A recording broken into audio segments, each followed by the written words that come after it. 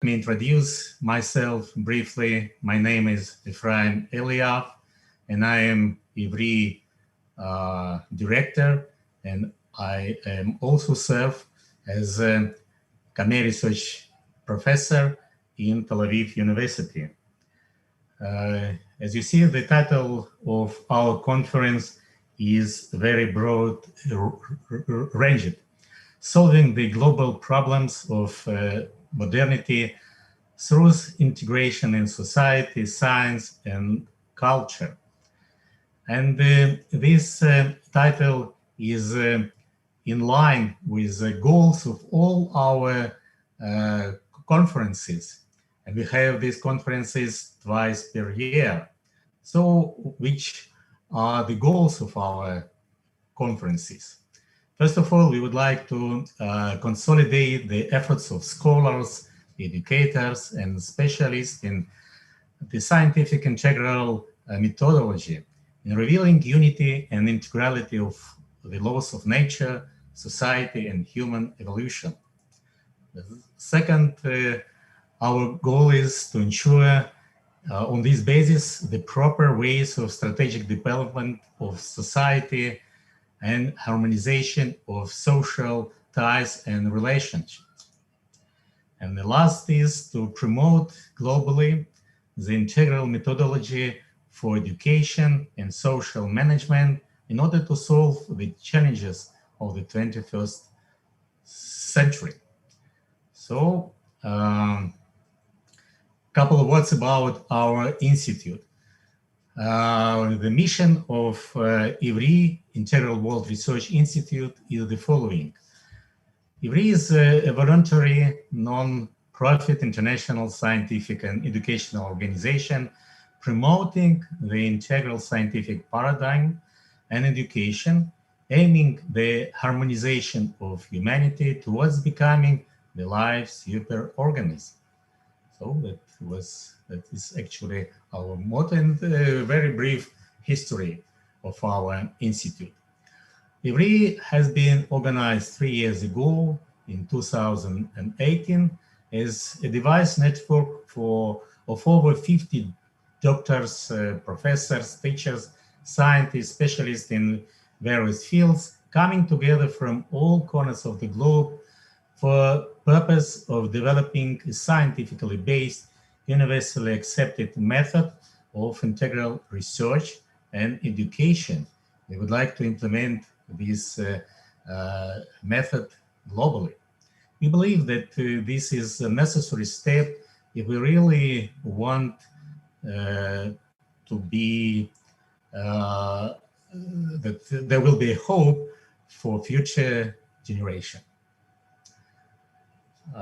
Probably I have a couple of minutes also to explain our integral scientific paradigm.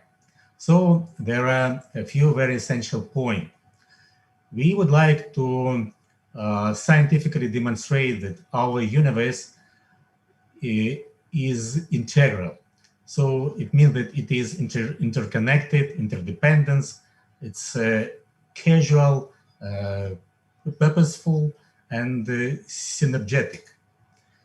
We want to formulate the main scientific ontological principles of reality-based pure on information, and in particular on desires as fundamental informational structures. We want to develop the integral and the collective perception of reality on both theoretical and experimental practical level. And we also want to scientifically make reinterpretation and rationalization on the base of information and desires, such the most complicated phenomena like global evolution, life, consciousness, human being, and civilization. Probably the last point that I would like to stress here is that we would like to reach the practical restructuring and the regularization of all humanity to harmonious and prosperous life on the synergetic level of a single united superorganism. and probably a few points concerning our approach to integral education. The integral education pedagogy should be based on the most advanced integrative social-based pedagogical techniques like collective educational simulation, games, case studies, roundtable seminars, brainstorms, mutual responsibilities between students, collective mutual studies, and etc. Social skills that we would like to offer are the following: integrative communication, integral social management, and self-management, development of collective emotions and intellect, and the integral education knowledge are the following: integral laws of the universe, collective phenomena, and the super organism in nature, synergy of the integral human connection and society. And the last point is the integral education availability. From our point of view, it should be available for all people of the world for free, without any limitation for age, sex, and social affiliation. That's all I wanted to say. And now, please, our conference is opened, and I will transfer the word to the moderator, please.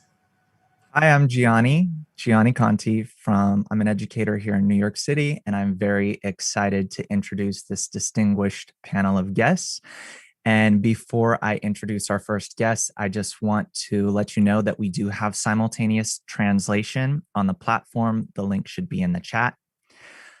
We would also love to hear your questions. And if you're in the Zoom, you're welcome to raise your hand and ask a question of any of the presenters. If you're on Facebook, YouTube, or any other of the other social media platforms, we would love to hear from you there as well. Just post your questions there, and we will make sure that they are answered either right after the speaker presents or in our forum at the end of the day. So I'm also going to post the links for the YouTube, for the social media platform, so that our presenters can get to any questions that we don't get to. At the end of the day, we want to make sure we get to all of them. So with that, let me introduce our first speaker, who is Dr. Valeria Khachaturian. So Valeria, you are a PhD in cultural studies and cultural anthropology. Till 2012, you were the head of the Center of History and Comparative Theory of Civilizations of the Institute of General History of the Russian Academy of Sciences, where you were a senior researcher. And today, Dr. Khachaturian is going to be giving us a talk on integral paradigm, the problem of strong transdisciplinary synthesis. And this sounds really fascinating. So go ahead, doctor, take it away. Уважаемые коллеги и все наши слушатели, добрый вечер. Рада вас приветствовать на этой замечательной конференции. Мой доклад, как уже говорили, посвящен проблеме сильного трансдисциплинарного синтеза в интегральной парадигме. В современной науке давно признается тот факт, что неуклонный рост числа узкоспециальных дисциплин ведет к фрагментации знания, к утрате системного взгляда на мир. И эта ситуация полностью противоречит тем задачам, And this situation completely contradicts the tasks set by leading scientists. The famous French philosopher Morin formulated them as follows: cognition of the world as an integral world becomes both an intellectual and vital necessity. Cognition of isolated information is not enough. It is necessary to place this information in the context of, in which it only makes sense.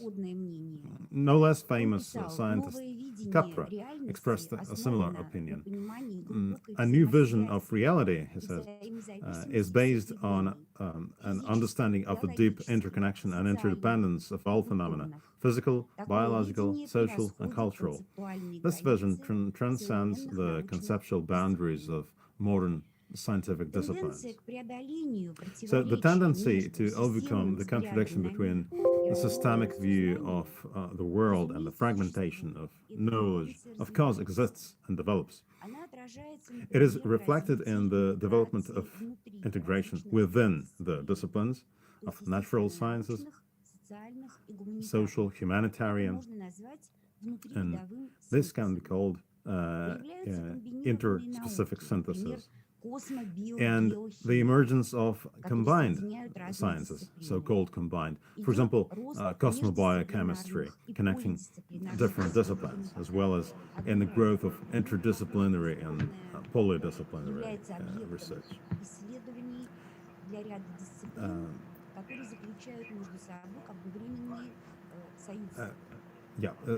This means that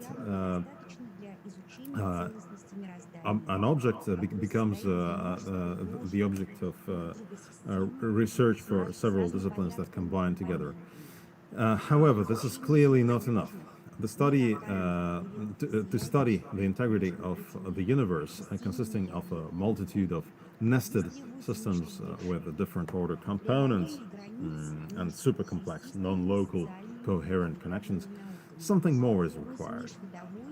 Overcoming the boundaries between natural, social, and humanities, that is, interspecies or strong synthesis. This is what will make it possible to cognize the universe as a whole in all its irreducible complexity. However, it should be recognized that even an interdisciplinary approach is entering scientific practice slowly. It is not applied regularly and not in all areas of scientific knowledge. Differentiation is not yet balanced by integration, so the idea of a strong synthesis is still rather declarative and rather abstract in nature. For the majority of representatives of the scientific community, strong, so-called strong synthesis is not recognized as an urgent practical need. Moreover, it is unclear exactly how this synthesis can be achieved. For example, how to unite quantum physics and sociology.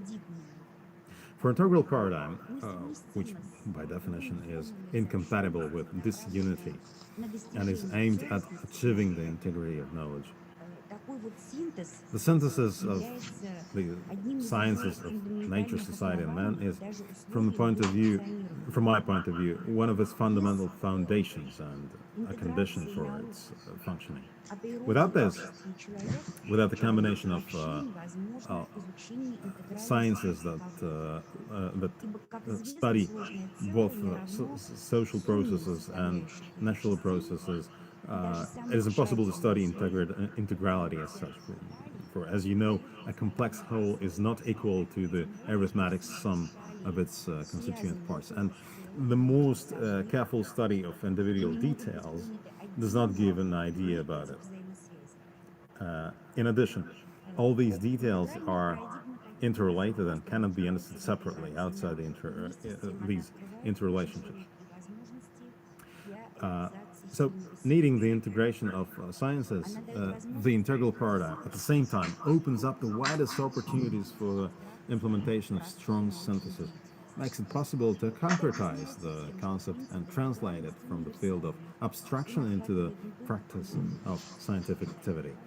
This is due to the fact that the principle of integrity is universal. Integrality is universal. It covers nature, society, man, and processes of cognition themselves, being the optimal tool for their study. On this basis, it is possible to build a unified theoretical and methodological base, which is in great demand in modern society, in modern science, to create cognitive models of a transdisciplinary nature.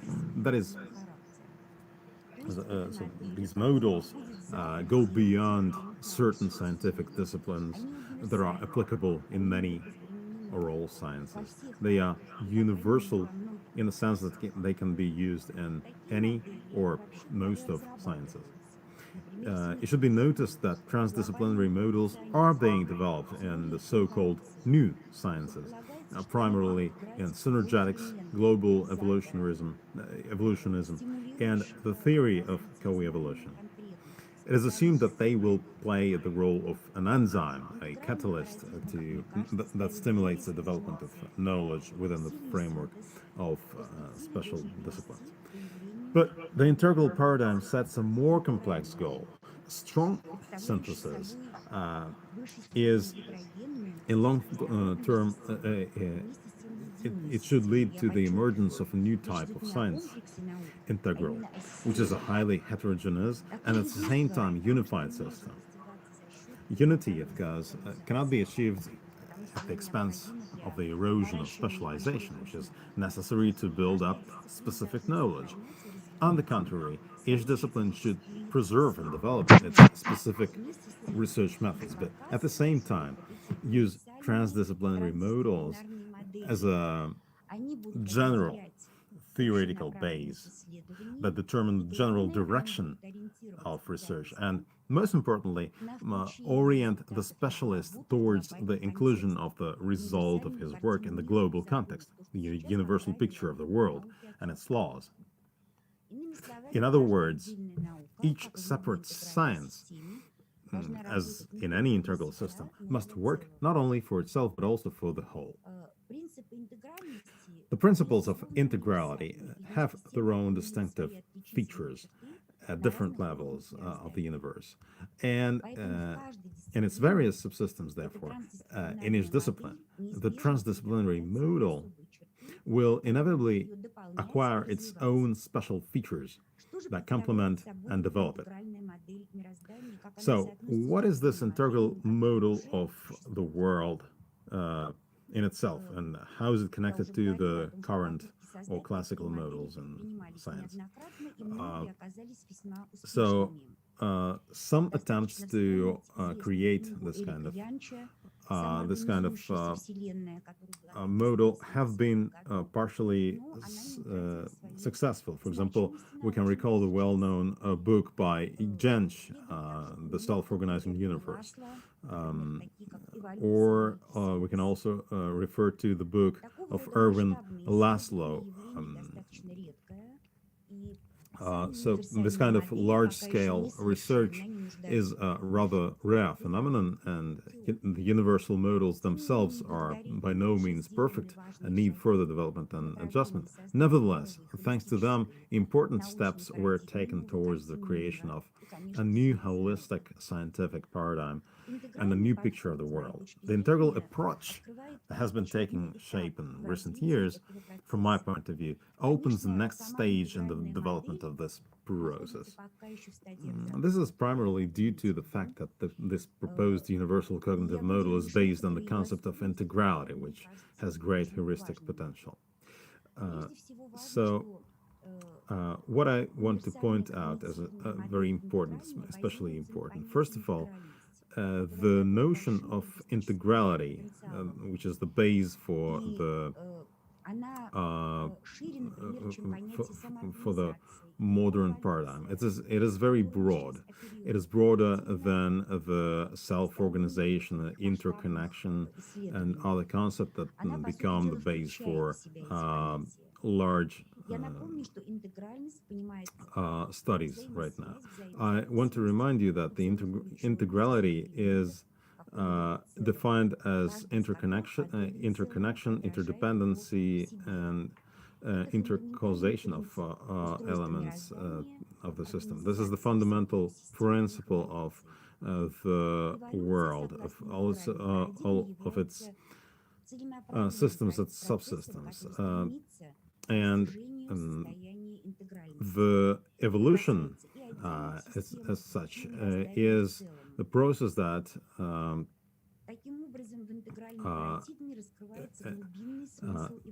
that encompasses all the elements and subsystems of the world, and takes the and manifests the integrality in itself. Besides that, the integral modal offers a solution, suggests a solution to the question about the motive powers of the evolution. The formation of integral systems and their further existence are associated with the purposeful combination of many functional components, different in nature, in terms of complexity and purpose. This requires constant interaction and, most importantly, the balance of integrative and differentiating processes. Integrative and differentiating processes.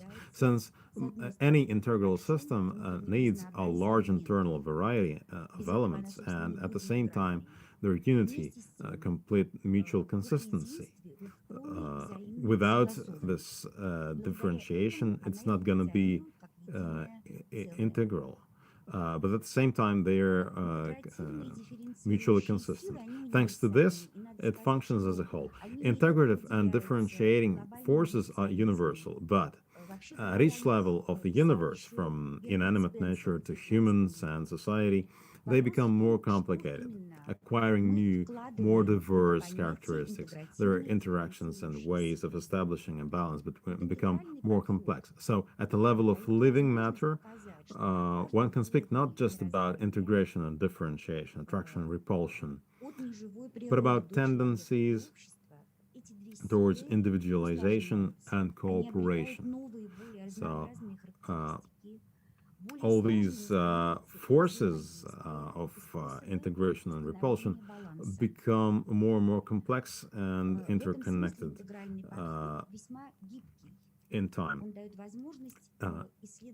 The integral approach to study of the evolution and the emergence processes of emergence of life forms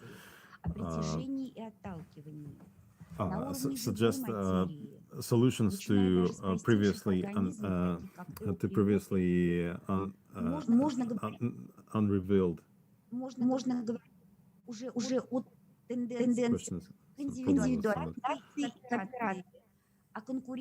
So currently, there is a place to speak about both cooperation and individualization, competition and cooperation in context of integrality, and even about altruism and egoism. That is, the desire to exist for oneself or in the interests of the whole. And the most difficult level is human society, of course, where egoism highly developed, instinctive integral programs that regulate the ratio of the forces are suppressed by socio-cultural ones. Therefore, the creation of integral systems, purposeful consciousness efforts are required. Thus, the integral cognitive modal can be successfully used with appropriate modifications in almost any field of knowledge. This modal, in addition, makes it possible to organically integrate historical development into the processes of global evolution. To answer existentially important questions about the goal of history and human existence, and explain the processes of emergence of the human society, the human being, and the evolution itself, and answer the most intriguing questions of the human existence and the purpose of life, all these questions that now are before the humankind. Thank you. This is all what I was going to deliver, and we have some time. Thank you so much. So there are a lot of questions. That was beautiful and fascinating. If anyone on Zoom would like to ask, we have just a minute, but if you would like to, go ahead. If not, I have a question from the social platforms. So apparently, in order to unite sciences, is it necessary in your opinion, doctor, is it necessary that they have an identical ultimate goal? Sorry, will you repeat once more?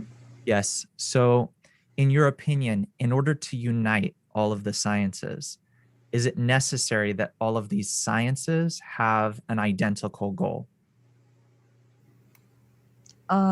Yes, I think so. Да, я так думаю. And I think that Я думаю, paradigm, Yeah. Integral paradigm can provide this goal for all sciences. I want to ask one more question from you. What do you see as you described this beautiful integral system interweaving all of the sciences and all of the systems. How do you see the role of human beings in this complex system? And do you think that we're fulfilling that role? Well, this is a very complicated question, and I need some time to answer it. And I'm afraid that now we haven't such this time. Maybe we can revisit it. We have some limits. We have some limits. But in short words, I think that this goal is to acquire the balance between egoism and altruism. It is very difficult for human beings because of their nature, the specific features of their nature, as compared with animals or plants and so on. And this is the main goal,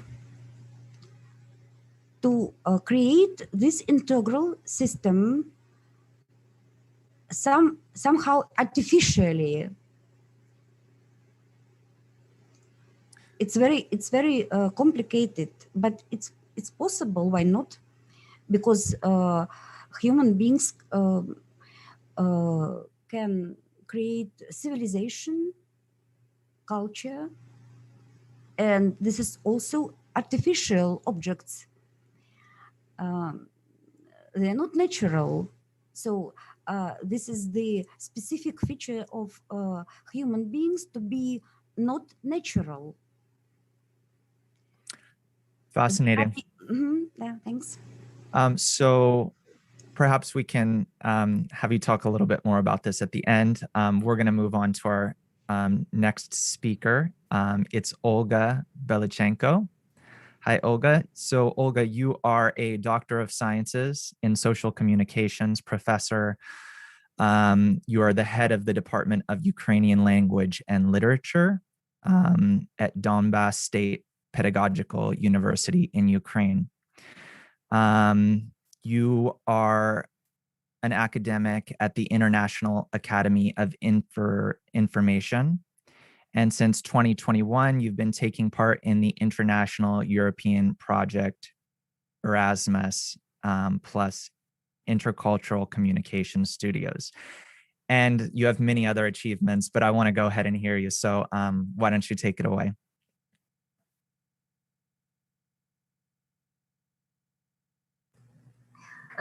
Уважаемые коллеги,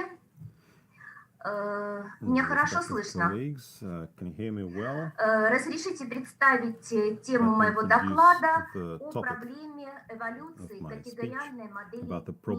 И в этом докладе мне хотелось бы сделать попытку осмыслить процессы генерации и трансформации глобальных цивилизационных проблем конца 20-го, начала 21 века. Хотелось бы сказать, что для переломных этапов человеческой истории It is important to note that for bifurcational stages of development of human society, it is characteristic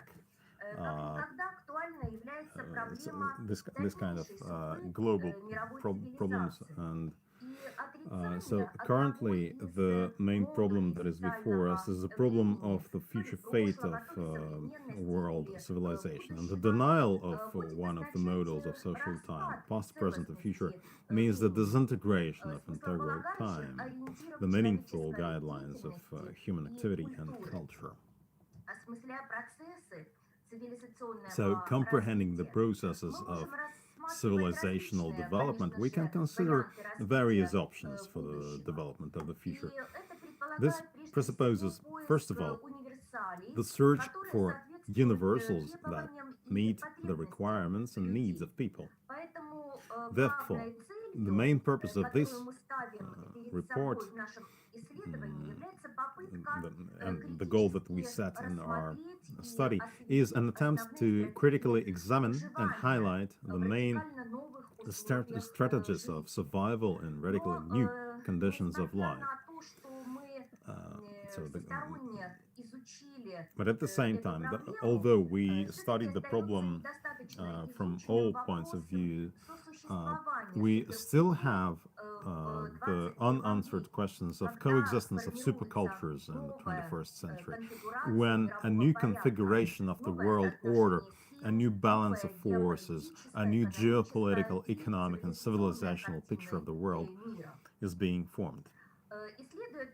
So, while studying this problem, we have been founding our study on various a broad variety of sources, and we can divide them in several groups.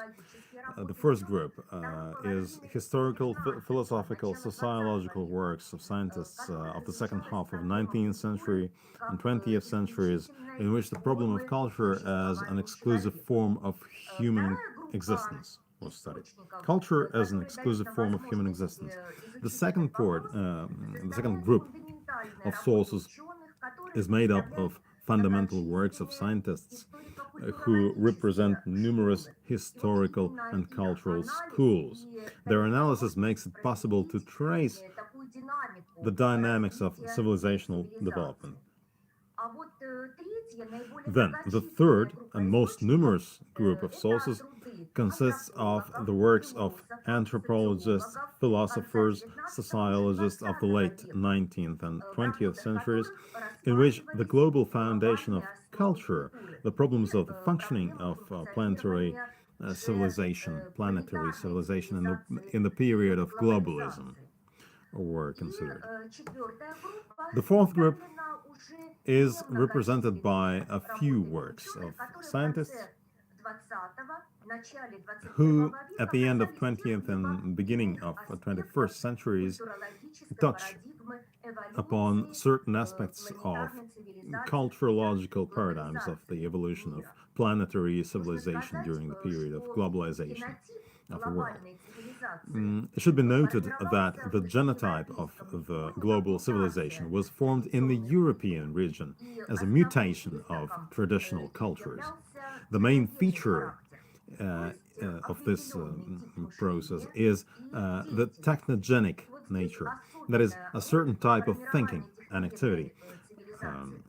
And a very important role in the formation of the technogenic civilization belongs to violence, which is a peculiar form of the driving forces of historical progress. In a technogenic civilization, strength, power, violence has always been a necessary component, dominant, and the most important condition for the implementation of human cultural activity. These and other universals contributed to the formation of branched value semantic systems that determine the originality and uniqueness of a technogenic civilization. Its success in the field of scientific and technological progress, improving people's lives, gave rise to the illusion that it is she that power, who is the main direction of human development in the context of globalization. But in the second half of the 20th century, human faced completely new problems of survival. The universals of, primarily the problems of survival as such. So the universals of technogenic civilization appeared to correspond to the further historical movement of mankind. Historical development attracts people to new forms of interaction, as a result of which a new reality arises, which is characterized by the increasing integrity of various cultures, traditions, religions, values. And unfortunately, a characteristic feature of modern times has become that the cultural crisis has engulfed almost all levels of human life in the world, including the global one, the global level.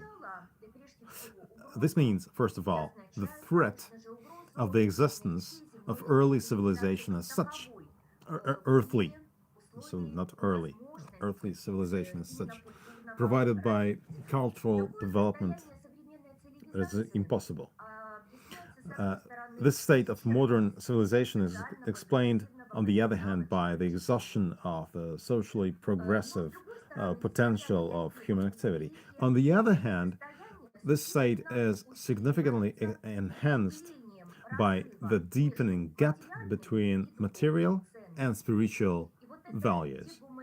The dehumanization of social life leads to the fact that it is the economic level and material success that become the dominant criteria for the intrinsic value of human existence and culture.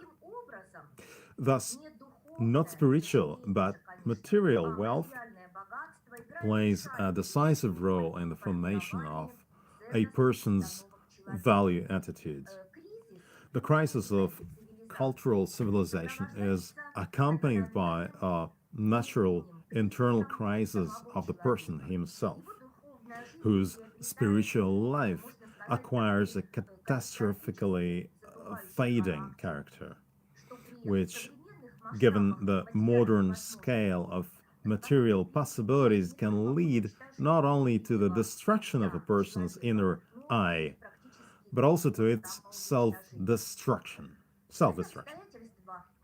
These circumstances are reflected, first of all, on the state of nature of modern education, which, like the entire system of cultural development, today is experiencing not only a structural, organizational, but also a deep content targeted crisis, the crisis of content. It should be noted that the dynamics of education as a sphere of the individual's cultural self-awareness is a kind of indicator of the ontological correlation of the spiritual values of society, their historical timeliness, as well as the attitude to common human culture. It is in the context of the latter sphere that both the universal human culture and the value orientation of the measure of the effectiveness of the individual personal level of being and consciousness are determined. The assertion of new ideals will also require new models of the human way of thinking and action, or acting, behavior. Unfortunately, already existing ideals form a variety of patterns, programs, and norms of behavior, life meanings that we receive from culture. An important confirmation of the need for a radical revision of the values of the previous era, technogenic civilization that is the development of scientific and technological progress. Scientific and technological development, in accordance with the traditional attitude of increasing knowledge, and changes in the surrounding world is gradually attracting new objects to cultural activity, which require a radical change in human behavior in the world and attitudes toward the world. Such objects are complex systems that self-develop together with a person: energetic, technological, biosocial, informational, space, and others. All kinds of complex systems that develop. So the development of such systems is characterized by the passage through bifurcation points when random, insignificant, seemingly insignificant influences can lead to unpredictable transformations of the entire system. Modern technical activity is increasingly characterized not just by the traditional man-machine system, but by complex complexes, where the technological progress, the natural ecosystem, and the social-cultural environment are connected, within which the new technology is implemented.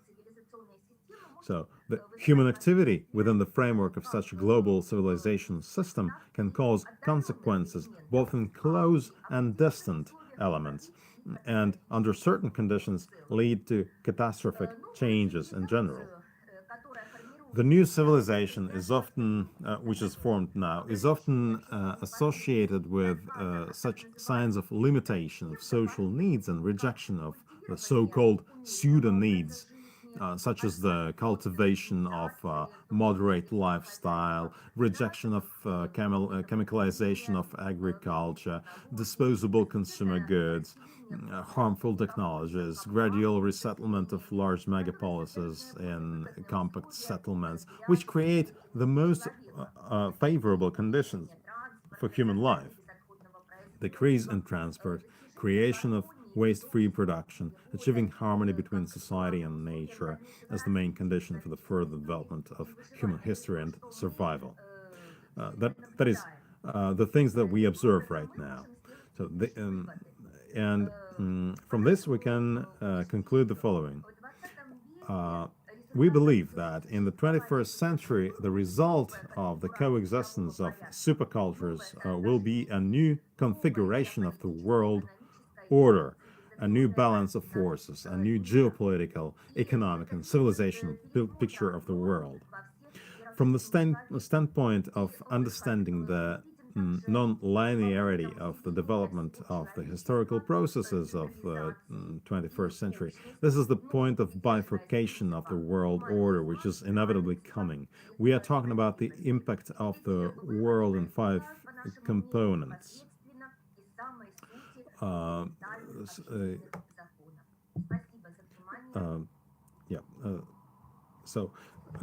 For the development of mankind, as we move away from the edge of the abyss, can also be ensured by strengthening the humanization of real relations. If there are any questions in the Zoom, I will give you the first chance. You can simply raise your hand. If not, I will take a question from online. So I'm going to go with a question from online for now. So this is the question. You described the norms and ideals that have prevailed in humanity throughout history and which have characterized our cultures. And then you talked a little bit about a shift that's maybe taking place. So the question is, are these norms and ideals that have prevailed, are they artificial constructs or are they the product of our nature? And if they're the product of our nature, then won't humanity simply use, green technology and these different, some of these changes that you discussed, won't they just kind of infuse these with their natural tendencies for competition and for creating destruction? They'll find new ways. You can have environmentalism that ends up polluting the earth in a different way. So this is kind of the question. Can we change? Do the norms that we have exercised in the past, are they artificial constructs? Can they be changed? What's your take on this? Насколько я поняла, вопрос As far as I касался, understand, the question is какие about теории ближе the всего, theories, вот в meaning рассмотрении which of the theories that we планетарной have цивилизации. observed are closer to the Лично вот для меня наиболее aspect of близкой development of the global civilization. So, теория from my point of view, the most relevant is the theory of Michael Lightman, whose works are dedicated to multiple aspects of development of modern civilization. And the sources of the crisis that the world civilization is finding itself now. Thank you very much. We're going to hear more from you in the panel at the end, where we can answer more questions. And we're going to move on to our next speaker. Our next speaker is Tal Asher. And Tal, you're a journalist, and you have a master's degree from the University of Jerusalem. You worked as an army psychologist. You published in the Moscow Journal of Psychology and in the journal Topos on the topic of integral psychology and sociology. From 2005 to 2007, you were the editor of the popular science collection IWRI. From 2008 to 2018, you were the author and then the editor of the sites United World and Globosphere. Since 2019, you have been the chairman and editor of the 22nd Century International Expert Club, where you created on the basis of the, which you created, I'm sorry. You were also a research fellow at IWRI, where you developed a course in integral psychology. And you're the author of the book, The Paradox of a New Civilization, and numerous articles on integral methodology. And today you're going to be talking to us about this fascinating topic, integral psychology, as an integral world view of man, society, and nature. Tal, pleased to have you with us. Добрый вечер, уважаемый Ефраим, Элиан. Good evening, respected members of the conference and Dr. Eliav. Today we are going to talk about the integral psychology, or integrated psychology, as a whole look at human society and nature. And I will present my slides to you. So, the integrated psychology as a whole look at human society and nature. So, our main goal in integral psychology is to reveal the inner world of the human being and lead the one to the new type of relationships. Today we're going to be talking about the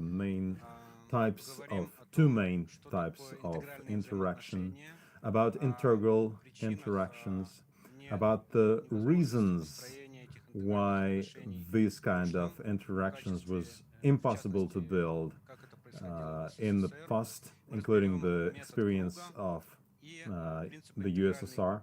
We'll be talking about the circle method and about the principles of integral culture.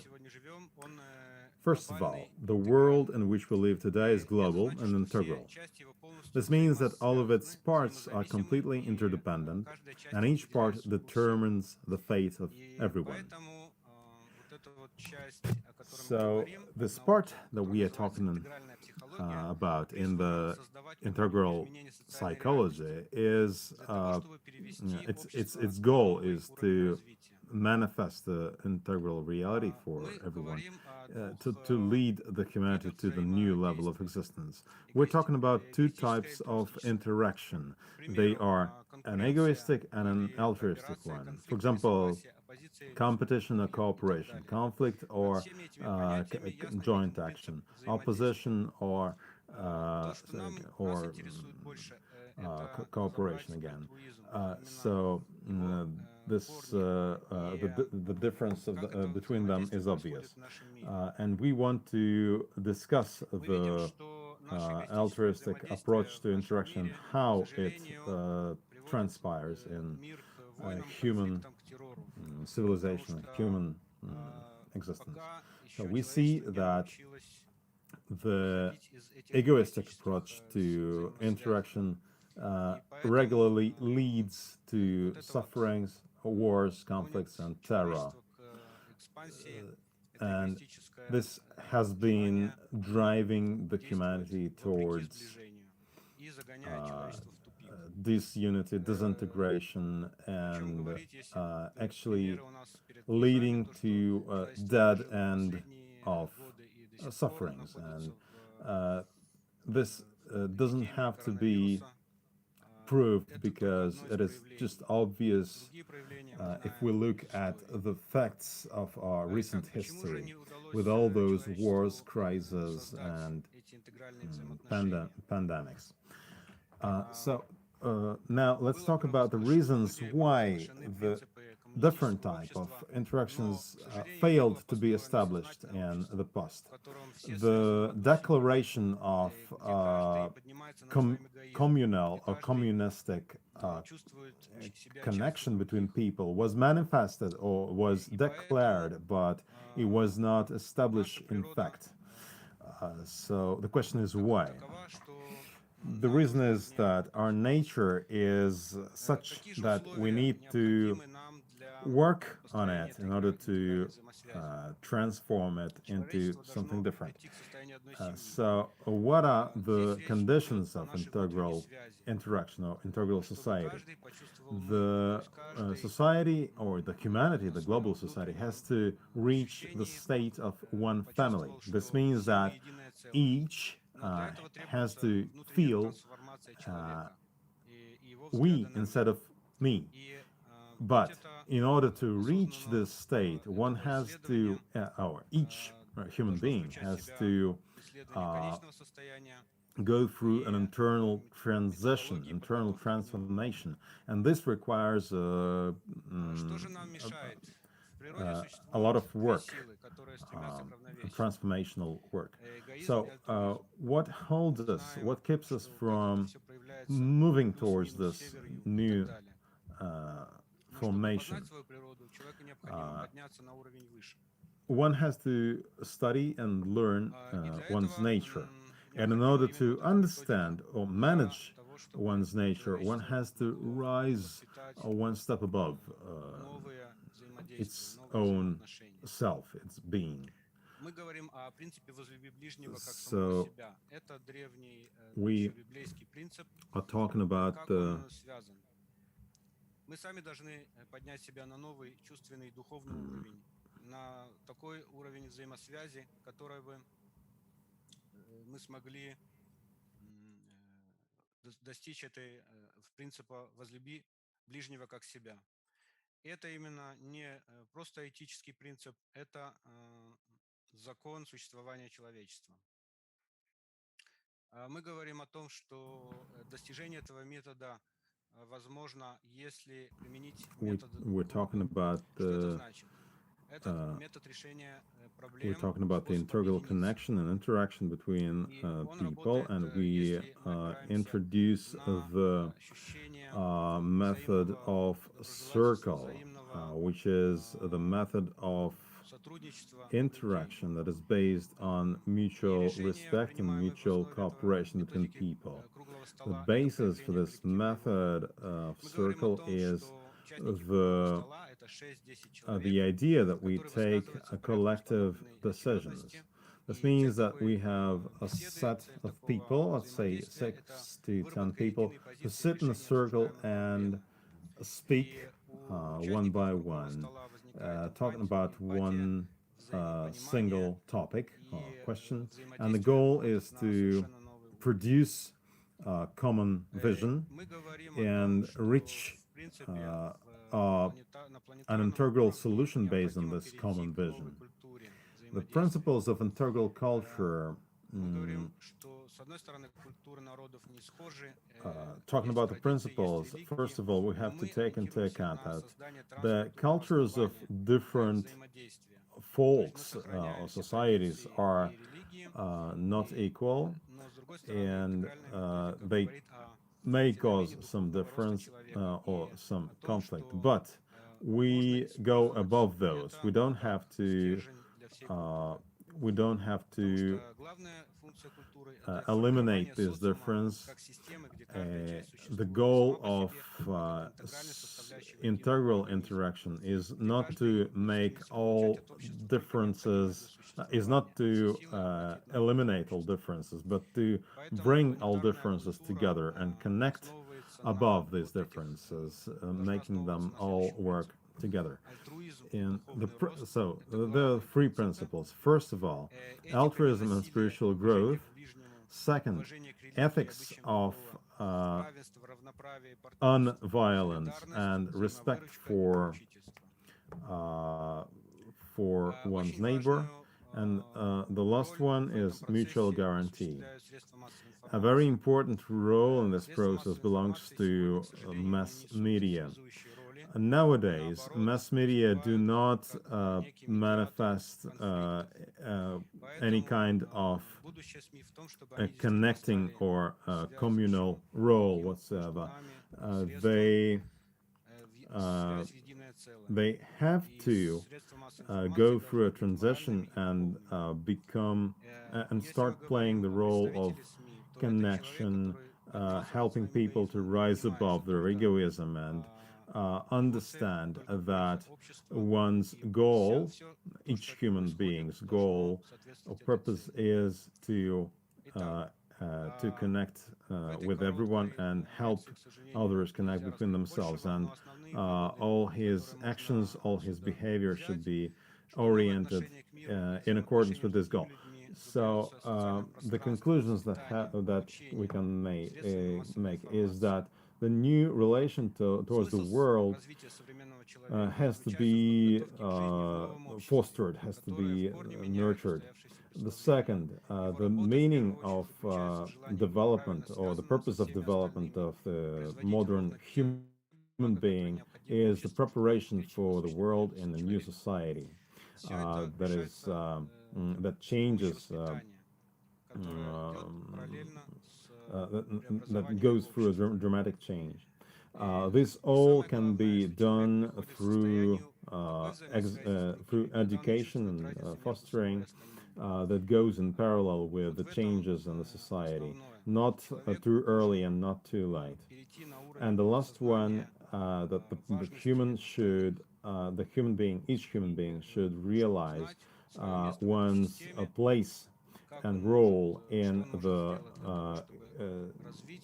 integral, unified, completely balanced system. Integral method allows to build or to structure all the elements of human person into an integral whole. Then in order to practically realize this, one needs to be placed into an environment where there is a qualified instructor and a group of mates who are all striving for the same goal. And this work can be done through constant interaction and search of ways to connect. Why is this method so necessary right now? Because the way to survive is no longer the power. Power is no longer the factor of survival. The factor of survival is capacity to unite, to integrate with others, to establish mutual guarantee. And this is how we can reach harmony and integration. So we speak about the basis of our integral method, which is based on the works of Yuda Leib Ashlag, Baruch Ashlag, and Michael Lightman. That is all. Thanks so much, Tal. We have time for a couple of questions. So here's the first one. This is a very interesting concept. It's already in the air. Everyone feels that we're one whole and that everyone influences everyone. I'm not sure everyone realizes that, but this is what they're saying. Even with thoughts, but not everyone wants to realize this in practice. How do we impress them with these ideas that you've presented today?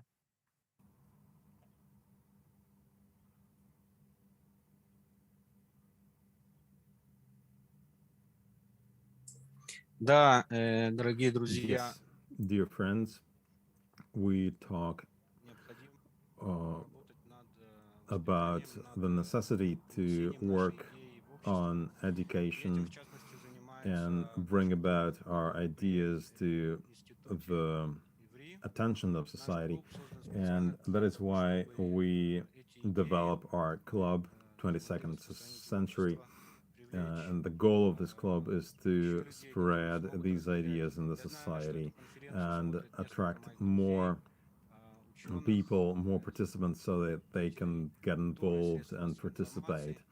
I know that my friends who are scientists and culture and who are involved in cultural work also listen to this conference, and I hope that little by little we'll be able to bring these Thanks, ideas Tal. broader. You talked about this intriguing circles method. This is the question. How does one step above his being?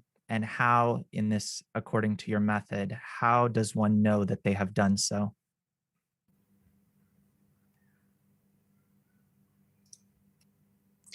Да, спасибо, отличный вопрос. Thank you У for a нас perfect question. We have got great experience with circles. We have где просто люди у моря arranged, organized, led a number of discussions of this kind in broad public. When, for example, in Israel, we established, we just put a number of tables outdoors and invited tens of people who were outdoors, just random people, and invited them to sit down around the table and start talking. And we saw how all of a sudden participants started realizing that something changes in them when one starts being heard by everyone around them, and one starts hearing the others, and this creates such a space, such a room in which a person starts changing, and it happens in but half an hour. And we've been talking about the possibility to use this method for all kinds of educational purposes. We have developed a course of integral psychology that will be 10, it consists of 10 lessons. At least its first part is 10 lessons, and it allows every participant to start being more sensitive, more perceptive of the others, of other human beings, and make one's life more harmonious, more interactive or cooperative with the environment. That's what we're doing. Tal, thank you so much for this compelling discussion. We have more questions, but we're going to have to get to them later. I'm excited to introduce our next speaker.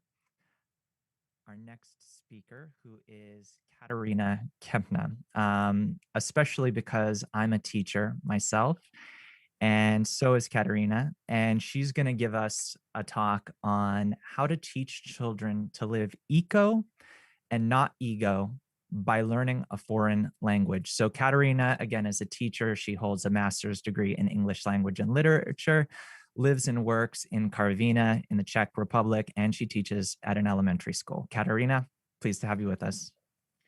Good afternoon, ladies and gentlemen. I am going to present my topic, how to teach children to live eco, not ego, by learning foreign languages. You can see that I have been teaching for a very long time, since I was a little girl. so I have a lot of experiences. I would like to start today with 3 mottos that I feel familiar with. It is often said that teachers who love teaching teach children to love learning, and I definitely agree with this motto. I think that this is exactly the key in the process of teaching and learning, and I am going to talk about teachers later in my speech.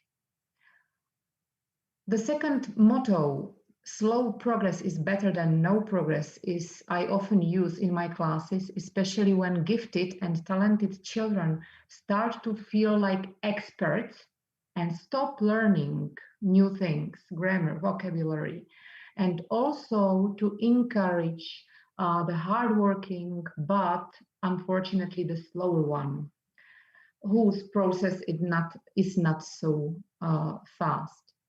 I try to teach my children with examples, so I give them example of a sportsman who stopped training. So when he stops training, he never won Olympics, but in the end, the slower but hardworking one person did it. It works also for teams when the stronger team, e.g. Barcelona in football, underestimate the weaker rival, and the players don't prepare the strategy, go to bed late before the match, they can easily lose the match. So never stop trying and never stop learning because life never stops teaching. Education is seen in your behavior. I am sure that educated people are more polite, friendly, and supportive. Through their education, they can see a lot of problems from many points of view, and they are more open to understand different cultures. When it comes to teachers, I think that children remember their teachers for the rest of their lives, and they are able to remember a lot of stories from school. That's why the personality of every teacher and teachers themselves are the most important part of education. Not the tools, school building, technology, but the teacher. The best teachers are able to teach even in poor conditions, but when they are happy, friendly, and teach with passion, the children will always remember their words, and they will like school and will be open to learn and continue their studies. Furthermore, teachers could inspire their students, and children look up to teachers who are grading. Another factor to consider is year 2020, that will be remembered in our history as a COVID year, full of restrictions, lockdowns, and online classes. It has been a really hard year for teachers and parents as well. But it has brought not only negatives to our school systems, but also a huge number of positive things. Teachers, especially the older generation of teachers who didn't feel familiar with technology, had to start using it immediately, day by day, and even it was and still is very exhausting. I think it has changed the whole school and education system in the whole world. In general, we have to get the education better because it is the best treatment for the world. And anybody mustn't forget that we are all teachers, because the first teachers are children's parents. Teaching language is special and unique. Teachers are more personal through language with their students, and that's why they can affect children in different parts of their lives, including social topics as ecology, racism, gender equality, etc. Let children make mistakes. Very popular activity, once a term that I use in my lessons, is cheating during test is allowed. I let children to use their own notes, not printed, not copied, but written by their own hand during tests. For example, they can use a list of irregular verbs, and they feel like it's fun. but actually they show me that they can use it, and that's the point. When you make students laugh or start your lesson with a short, not difficult joke, it can help to build friendly atmosphere in your lesson. It can help like an icebreaker. They need proofs. Every time when we start to learn and I start to teach some new topic, numbers 1 to 10, colors, it doesn't depend on the topic. It helps to show children how can they use it, in which situation. So let them show the situation. So I sometimes make them move. They like and love when they can walk around the class and count something, go to window and say what they can see. The age is not important in this case. Small children use single words, older one use adjective plus noun, up to sentences, and the older students and adults like it as well. Using colors helps us to activate our brains and help us to make learning easier. With colors, we remember almost everything and even notes in music. I have tried this activity with many children at the age of 4 to 5 at the nursery school, and they have learned to play the flute in a very short period. I didn't teach them notes. They changed their fingers according to the color. And using highlighters in our texts is perfect. Children like to create their own traditions in class. For example, in the 5th class, we start our English lesson with a cake. Once we learned structure, I can do something. And one girl raised her hand and she told me, I can bake. And I was joking and I told her, I don't believe you, it's not true, so bring something. And every week, one of them bake a cake. They really love it. They come to our English classroom sometimes 10 minutes earlier and we chat and eat, and it's very nice and creates very good and friendly atmosphere. And of course, it's a great refreshment. We should be friendly teachers and don't forget to follow our classroom rules. Using Chenglish, let me explain this word. Sometimes children can't remember one word and they are worried about it.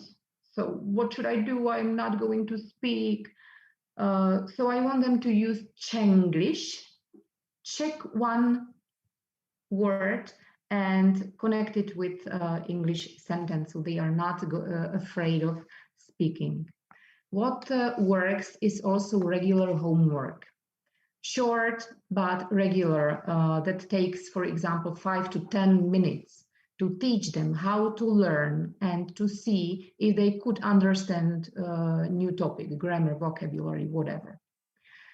To correct every single homework is also very important because you give children the feedback. And if you don't do it, if you don't correct, they will stop doing them. I want to mention children's needs.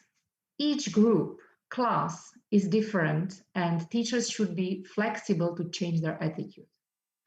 Even one group of children can show us many faces. I mean, they have their lessons at different times during the week. It is good to change the activities when you see that children are tired because they have just finished a long distance running in PE, or they have just finished an important test, or some of their classmates is seriously ill, etc. We can support them in many ways, not only in the subject. Like we go to see their dance performance or a football match, of course, when they invite you. They feel very happy when they can see their teachers in the audience. A huge number of teachers like to copy different worksheets to every lesson. During the educational process, a term school year, it isn't important to give children too much copied materials. More materials they have, more lost they feel. They feel that the pressure that they have to finish everything to be better. And that is the way, and it isn't. Instead of copied materials, let them make their own notes and try to follow one structure, one book, use one platform and teach them how to use it perfectly. There are books with online support today, and as soon as they know how to work with all the support the book offers, then we can add something more and new. But not only children, also teachers have their needs as well. They shouldn't forget about physical and mental health, not to burn out, especially these days full of changes. And of course, they need the support of their colleagues. Teachers need other teachers, headmaster, their own family, and children's families too. We use in our school CLIL method. It is method when we try to teach language through other languages like math, geography, and history, also physical education. So they use numbers, colors, and also a lot of different things. You can read about this method here in this list. And I think that it is very important part of education. I have added some links for you to look at this method, but I am not going to read it everything. For my students, I organize many activities to make them love English language and culture. I organize e.g. sightseeing tours to English-speaking countries because I usually go with children 11 to 15. I think it's better for children to stay in one place together with me than to stay in the host families. And to practice the language, children go to English courses during the day in the morning to language school.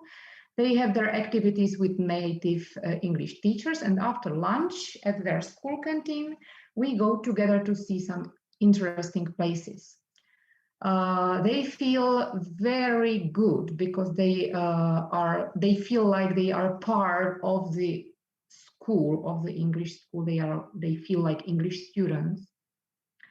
Last time we were in Hastings, we have visited the Hastings Castle, Seven Sister Cliffs, Smuggler's Cave, Sea Life Centre in Brighton, London, so they could see and touch a bit of English history.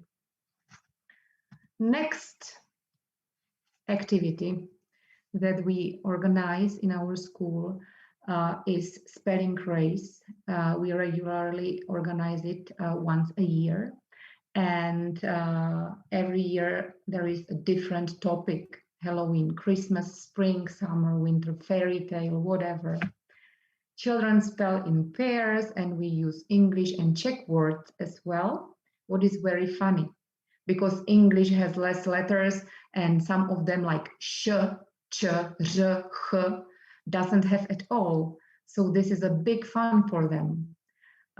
E.g. work school is spelled in Czech language S-K-O-L-A, so they can guess škola, or I don't know, NOP, S-I-S-K-A, Šiška. What is very difficult to pronounce is kres. It's R-E-R-E-C-H-A. It's Řeřicha, so it's very difficult to pronounce. And they have to guess the Czech word, and they laugh all the time. So not to be very serious, all teachers who cooperate in this day are wearing costumes. We decorate the room according to the topic, and we also prepare diplomas in the shape of Christmas tree and so on. You can see some pictures from this race. You can see a pair of children who pair together. Here are the teachers who help to make notes during this. They have time limit, of course. to guess as many words as they can, and the rest of the class is watching. So you can see two girls in the 4th grade. Eco games. Children are very competitive and they long for being successful, and that's why I organize a competition for other schools in Karviná district called Eco Games. And it is regularly held the last Friday in April every year. And in my opinion, it's very important to teach children to live eco, not ego. So we have some rules for it. The idea of this day is to show the children how they can use their language in funny way and to let them see good patterns. So the oldest students from the latest classes help the children to at the stands. In average, there are 10 stands with different activities such as drawing, jumping, making puzzles, spelling, recycling, word building, Kahoot quizzes, meeting a foreigner. And I use the language to show them that the way to success is to work in groups, to help each other, to support their friends, to learn from the older children, not to live as an individual person. And that is why they compete in a group of 3 children in different age and class, 8, 9, and 10. And I try to use every tool to encourage them to learn English. You can see some pictures from this.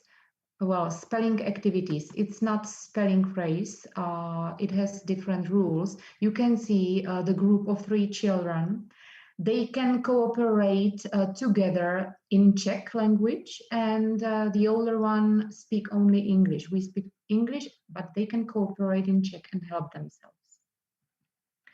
We use vocabulary connected with nature, with ecology, eco, not ego. So from seasons of the year, so you can see how they can see the list of words, and also they have time limit. Recycling, for example, we prepare some interactive stands because they like internet, and what is interactive, children like it. So they can move the pictures and they are amazed of it. So they have some pictures, they try to recycle on the whiteboard. Other games that we use is meeting foreigner. Every time I ask one person who is not a part of our school, and they make dialogues and complete some forum, for example, name, age, where are you from, and so on. So some simple sentences. They use pantomime to show animals or make sounds to guess the animals. We always listen to a song. It is a part of it. We can't forget a song because music is wonderful to teach the language, hidden words, animal riddles, and now you can see how it works. When it's a nice weather, we always are outside. You can see in the biggest picture, there are the older group of oldest students in our school. They have helped the youngest one. So they jump, for example, from 1 to 5 to make them move, not only to make them readers and some, I don't know, hamburger eaters, and to make them move. Vocabulary games, they, for example, run and turn the picture, and they have run another circle around one space and move another picture, and so on. They describe, they are in a group of 3, they have puzzles, and they have to build some words, English words, prepositions, nouns, adjectives, whatever, but English. And at the end, we count it in the group. So children like to be awarded, as I said before. Well, we create our own diplomas. Every year we have a different picture in our diplomas, and it is drawing of one of our students at school. We have a competition in art lessons for it. And they got, for example, some plant like palm for school, and teachers get flowers, and everybody, not only the 3 winners, the first 3, everybody becomes something small, some, I don't know, maybe a pen or a pencil or something, everybody becomes something. We also create some holiday variations, for example, postcard from holiday. Well, I want my students to use English in everyday life in different situations. So during holiday, children had a challenge to send as many postcards as they can at the beginning of the new school year. I count it, and they can win some candies for their classroom in different categories that I discussed with the cooperation of my colleagues, geography teachers, for example. I don't know, postcard from the farthest place in the world, from Karvina, of course, northern place, southern, hotter, and so on. So you can see how it works. So they send the picture and they write something English. Hello, hello from Zanzibar, hello from summer camp. It's enough, but not to forget to use, and that the teachers are thinking of them also during holiday. Here you can see it was the winner of the farthest place from Karvina. That year it was from Zanzibar. And because postcards are old-fashioned, we have refreshments this year, and we have selfie competition this year, this holiday. We also in our school prepare for Cambridge exams. Our school has been awarded the status of Cambridge Preparation Center 3 years ago, as you can read with me. And I prepare children for YLE exams, key schools, and also PET exams. A lot of them are very excellent. So we organize, because we are the center, Cambridge Preparation Center, we can organize pre-tests and tests at school. Children don't have to go somewhere else. For example, they don't have to go to British Council or somewhere. They can stay with their friends, of course, with strict rules, but they don't have to go and have exams with some strange people and children. As I said, it is needed to refresh the activities, to grade ourselves, and every time we try to bring something new for children. So this year they will send selfie from holiday and post it on our school Facebook and Instagram. We prepare Kahoot games for the whole class. They like it very much. We use a lot of internet abbreviation. They like it also to describe pictures, work with emojis, and of course, using social media. We try to use social media, but of course, our children know also the other side of social media, so we always are very, very careful with it. Well, thank you for your attention. It was the end of my presentation, and if you have any questions, I could answer them.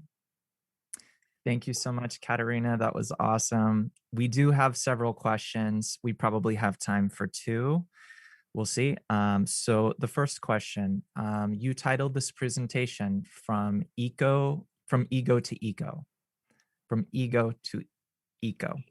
And the question is this, do you discuss the ego with kids? Do you explain it to them? Or is it something that they just understand from the practice and the nurturing way that you teach? It depends on the age of children, of course. I always try to teach my children not only English, but I try that they cooperate, not to be rude to themselves.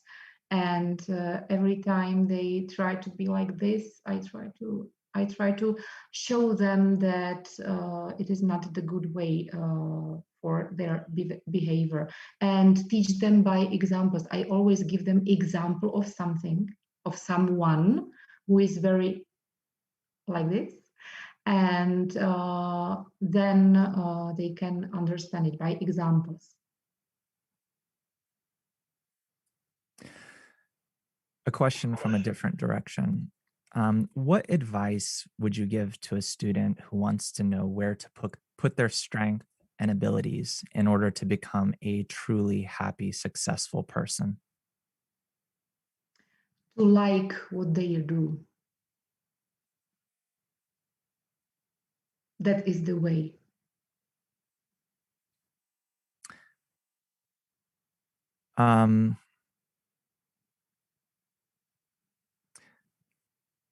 Okay, someone wants to ask the following question. Have you seen any impact on the parents of the method? Have you seen that this method benefits the parents, or any results outside of the classroom?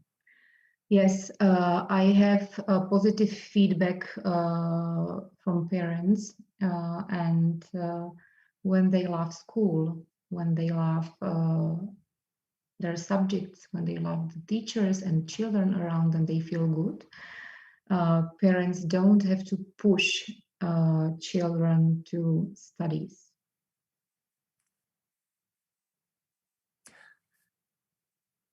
I have a question here from Simon. He says, do you ever create theatrical roles? Is that at all part of your method? Yes.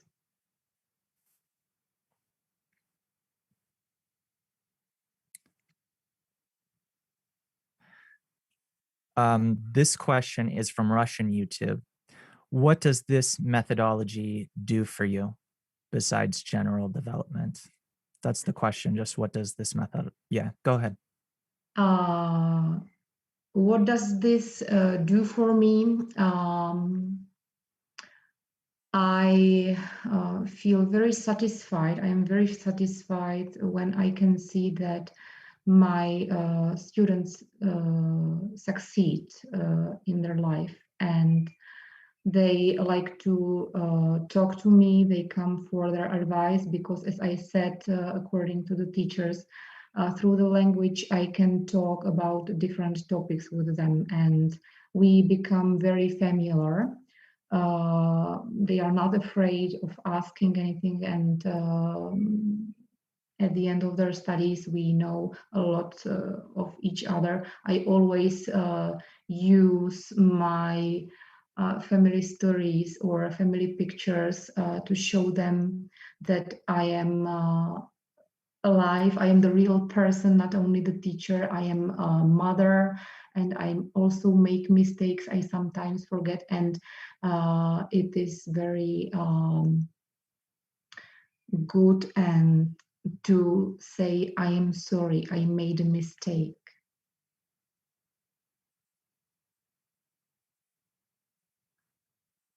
Katarina, I'm not going to ask you this question on the spot, but I would love to hear you just think about and talk about how you would apply this this method to adults. And I'm not going to ask you right now because it's out of the frame of what you talked about. But lots of our speakers talked about the integral approach. And this change of consciousness is not going to just happen. There's going to have to be some kind of educational process. And, you know, school's out. I'm done with school, but I never received this type of upbringing. So again, it's something that we can discuss later, but thank you so much. That was a fascinating talk. And now we're going to, before we go to a break, I just want to give you a little preview. So we're going to be talking about, does artificial intelligence threaten humanity?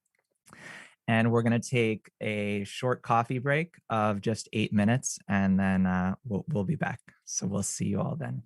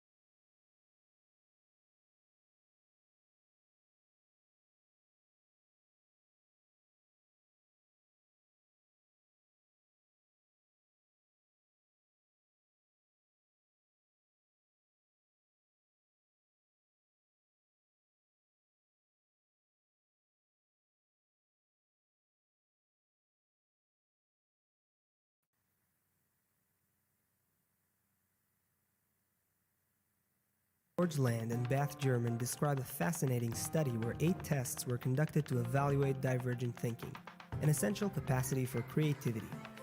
The participants were thousands of children ages 3 to 5. When tested, it turned out that 98% of the children were considered geniuses. Those same children grew and were evaluated 5 years later as students at school. Their creativity fell by 70%.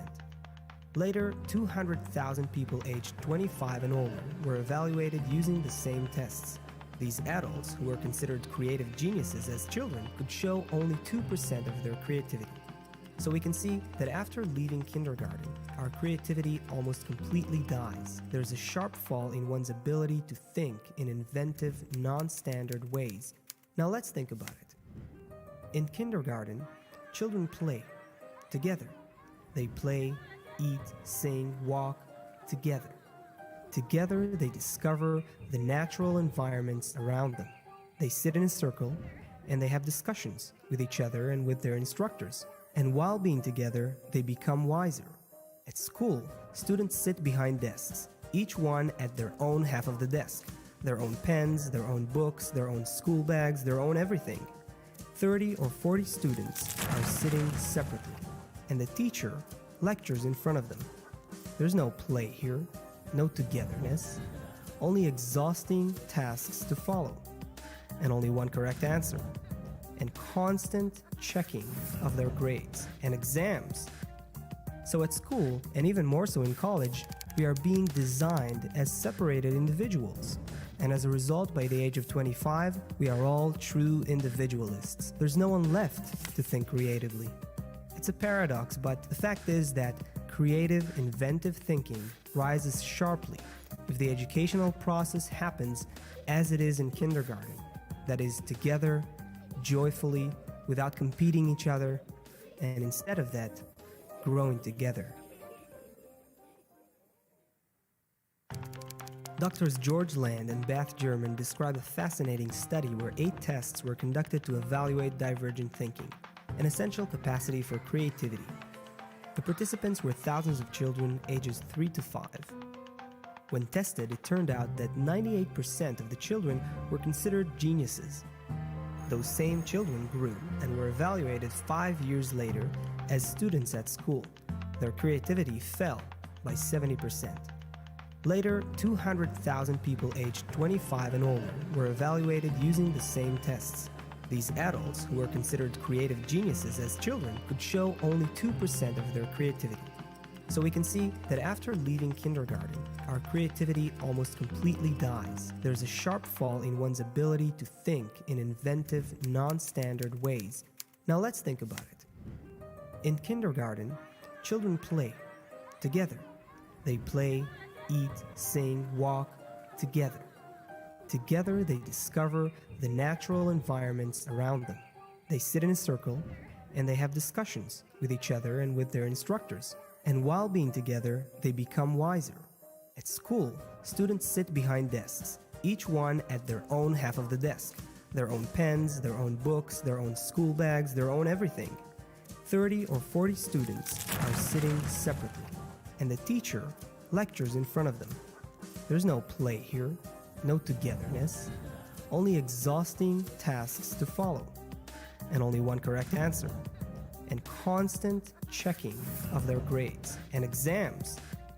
So at school, and even more so in college, we are being designed as separated individuals.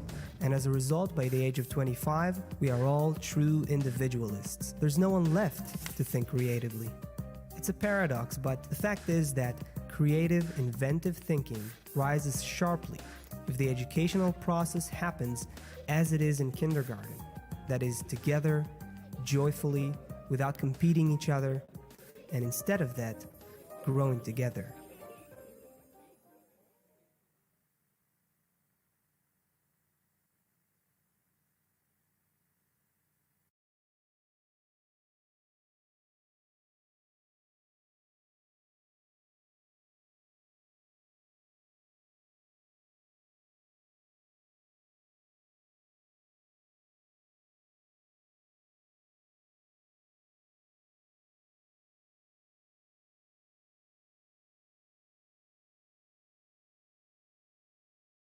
Будем начинать, какая? Или еще немножко выждем? Пока еще нет, должен прийти ведущий, он должен тебя будет объявить. Спасибо. Friends, we have another 5 minutes, so you still have a little bit of time to relax. In 5 minutes, we will start 1950 Israel time.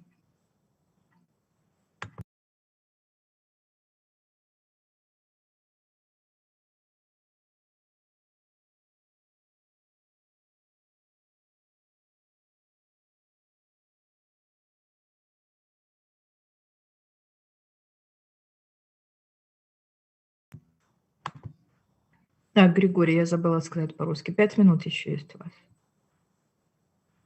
Отдохнуть. Я понял. Спасибо.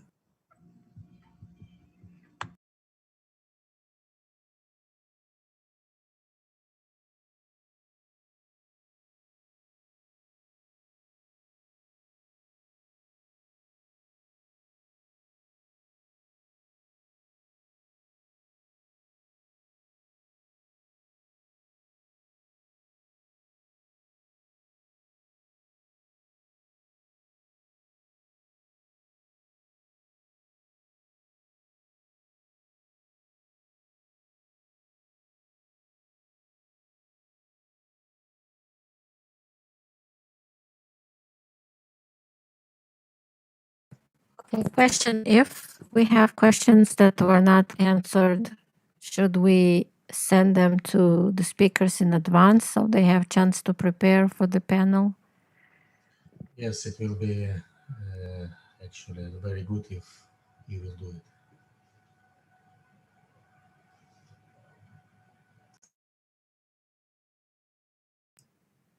Okay.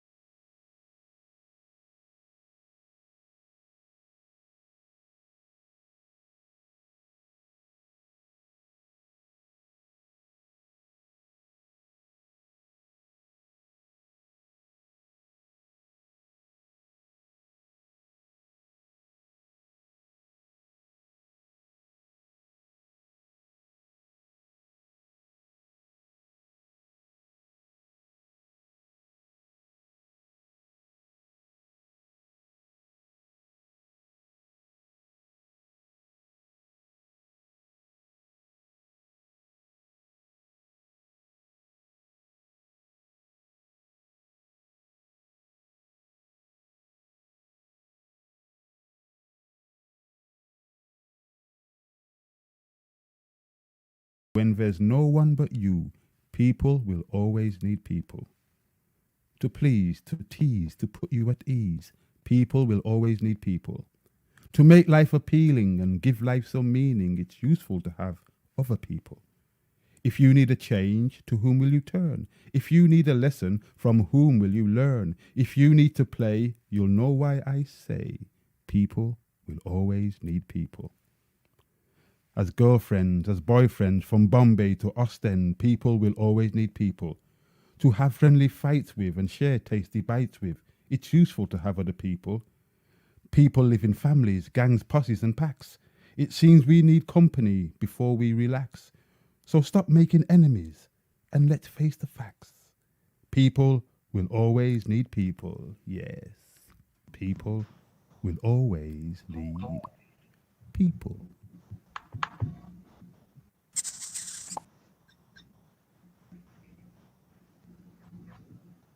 We have 1 minute.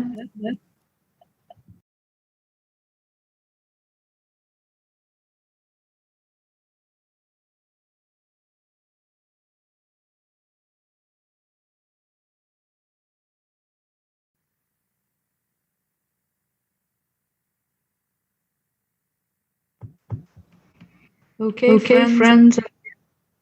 I hear my echo.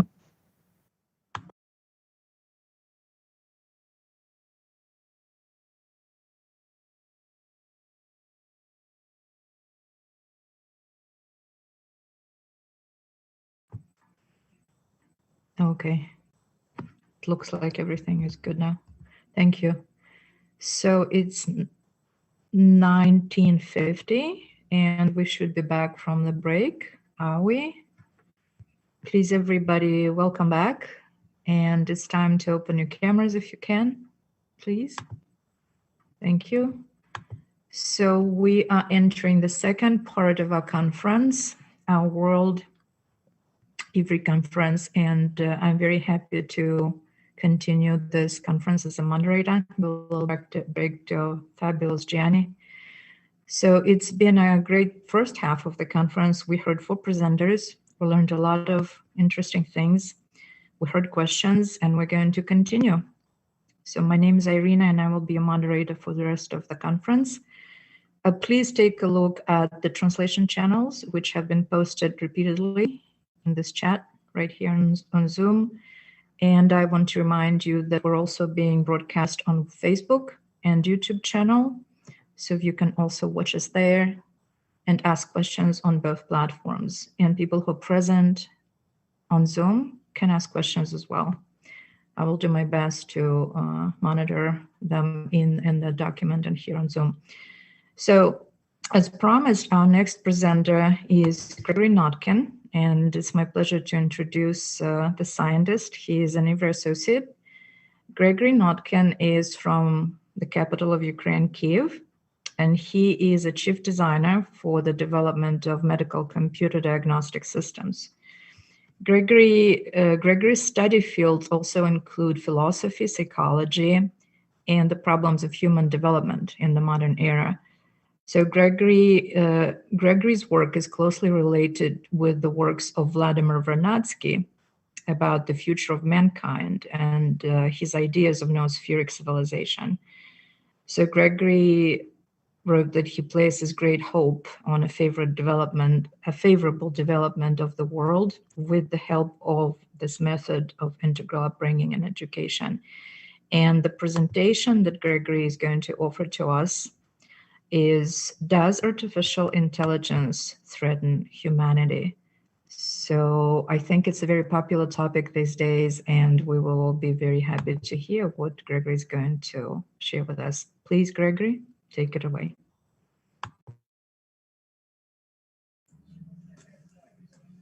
Добрый вечер, дорогие друзья, коллеги. Очень приятно Good day, everybody, присутствовать на friends, данном. colleagues.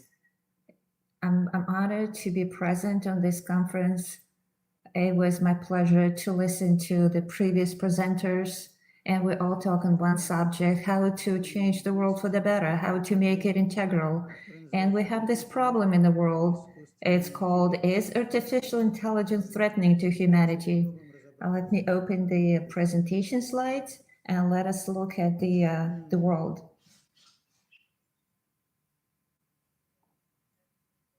Вот такая у меня презентация. Here is my presentation.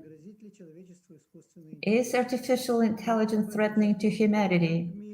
So there's a lot of conversation about it among the scientists and social activists.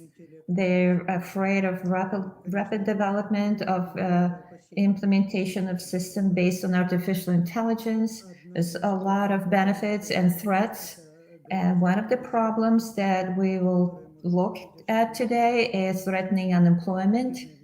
And if there's a robot technique and automated system will be implemented. And the most important question is probably the artificial intelligence could win over all the humanity.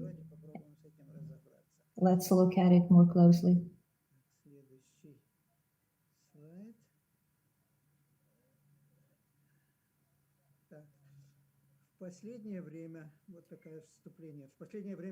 Recently, there are many articles addressing a problem related to rapid development and artificial intelligence systems.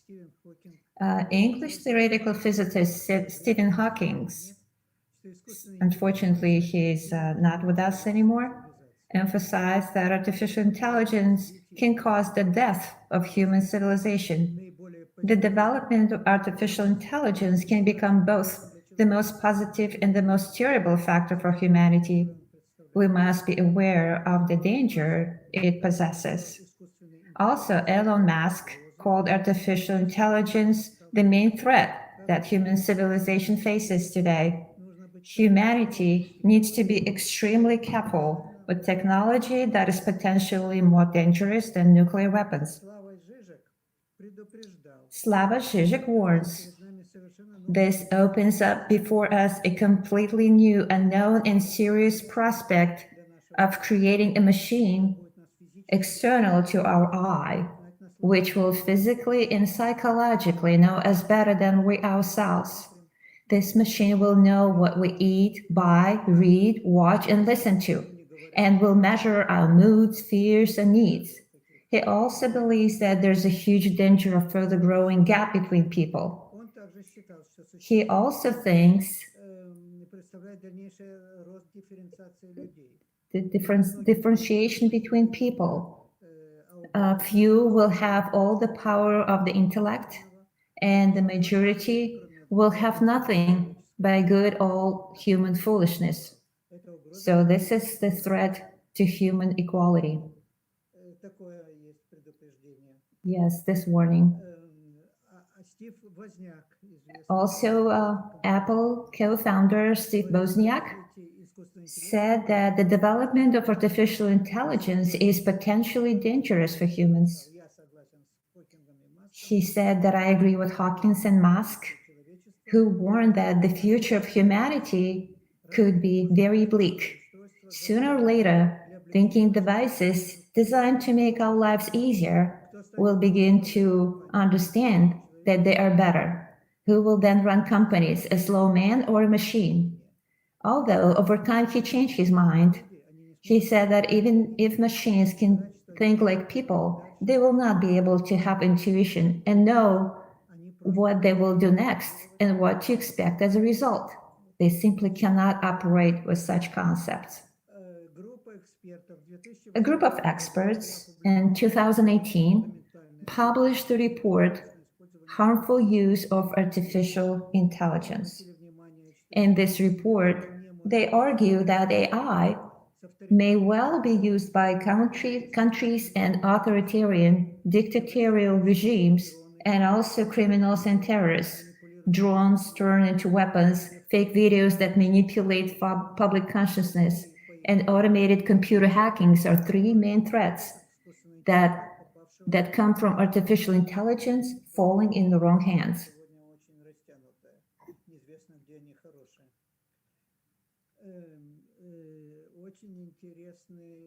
Very interesting words is founder and Chief Technology Officer Vitalogy, Chairman of the League of Independence Experts, Sergei Karelov, writes that the main risk of artificial intelligence reformatting the world, that's the risk of AI, are associated not so much with technology itself, but with physical and psychological formatting of the world as a result of the introduction of new technology.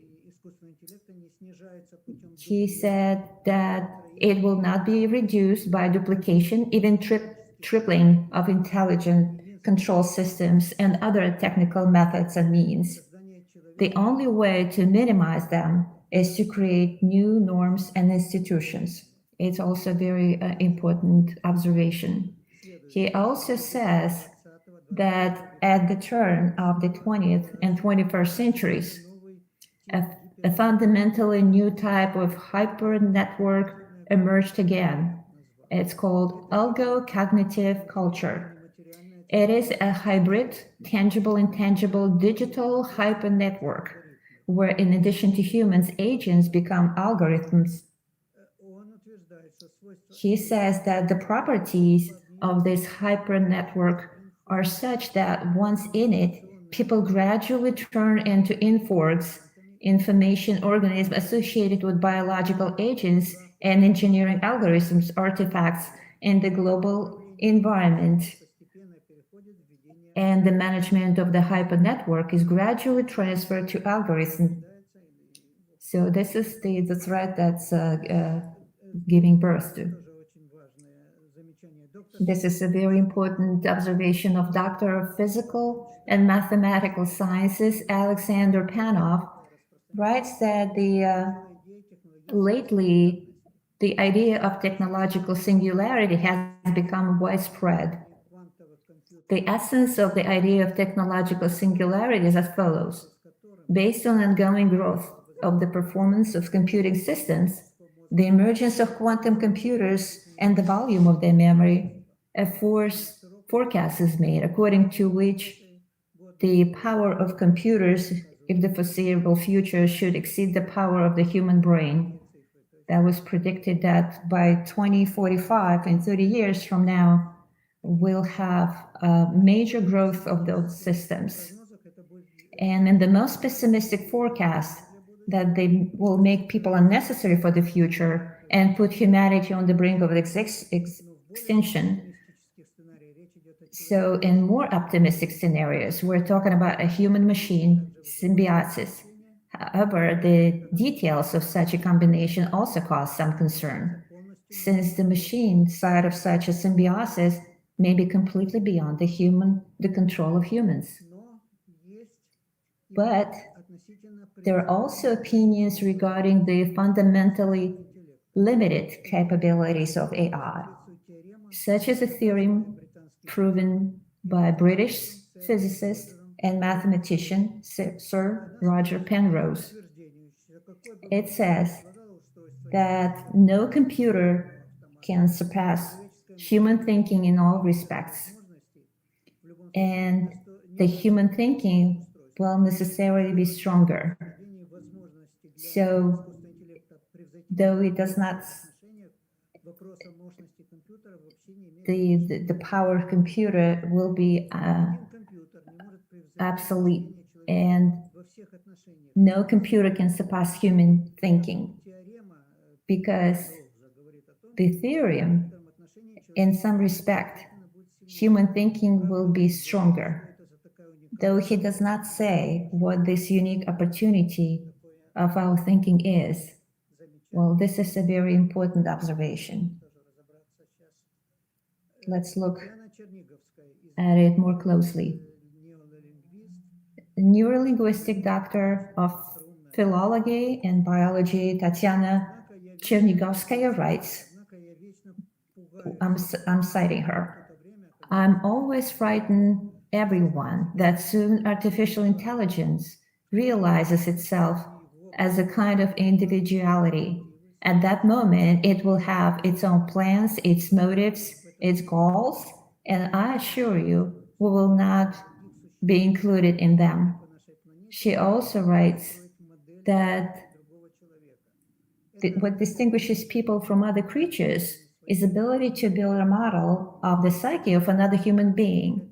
This means the ability to look at the situation not with your own eyes, but through the eyes of another person. It is the foundation of communication, learning, empathy, and etc.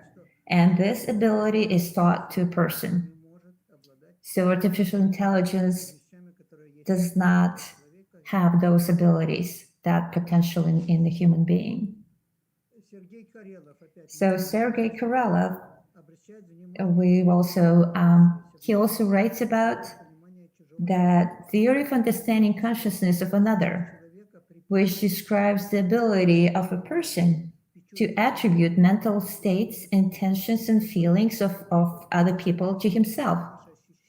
This interpretation is based on the premise that our feelings are largely generated by other people like us. So that's his opinion. And the principle of free energy by Carl Friston is the base of that theory. It's not simple theory that says any living individual interacting with environments in order to survive should minimize the uncertainty of the sensation received through the five senses.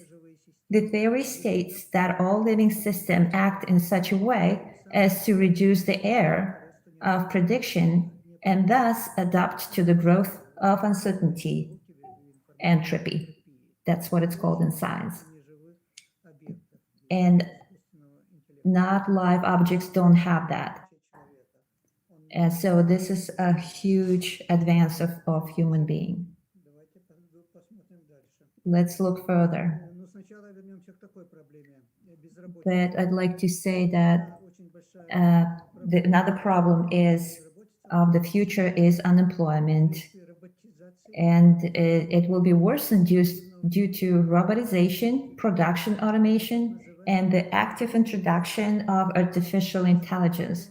This is called technological unemployment. Will leave millions of people not only without wages, but also without a foundation that give meaning to their existence, or at least dictated their daily routine. Without work, a person begins to decline. As a consequence, the idea of unconditional basic income provides a tolerable material existence. This will not solve the problem. A human being needs to feel like a human being. But there's also a way out of this impasse. It is proposed to employ the unemployed by taking courses in the system of integral education that is being created now. This will be a real thing. For this, the state will pay not an allowance, but a scholarship. And such a basic income will no longer be a humiliation. And so people will be busy learning the human nature and the loss of civilization and its development and the society and era of globalization. They will learn solidarity and maintain harmony with each other and relation with the surrounding nature. The unemployed, who according to analysis can make up to 70% of the work-age population, will be employed in such an integral education system that their scholarship will not be a minimum subsistence. The result will not be busy. In the country, it will lead the world to a more just, favorable future for all. This is widely discussed right now because the world faces a huge problem of unemployment. This is a separate topic, but I just addressed that a little bit. So the conclusion. So will the future belong to robotic man, pure artificial intelligence, or to natural Homo sapiens transforming themselves? This is the most important problem which will determine where our civilization will develop. Today, a person uses only from 3 to 10% of his brain capacity to process information about the world around him. The rest of it is dark matter. So how to activate it and why such reserves have been laid down by nature? By his egoistic nature. A person senses and comprehends only very small of the entire vast universe through his 5 sense organs. So every person as if he's his own reality. He cannot comprehend everything at once. Devices, scientific installations have expanded the range and sensitivity of our natural sensory organs. But that's not all. There's a huge part of the universe yet unknown to us due to the limitation of our nature that pushes us to use everything only for our own benefit and to receive, absorb, but not to give. But when the quality of bestowal, mutual assistance, and concern for others begin to develop more intensely, then the huge world of forces and qualities opens up, which now we do not feel.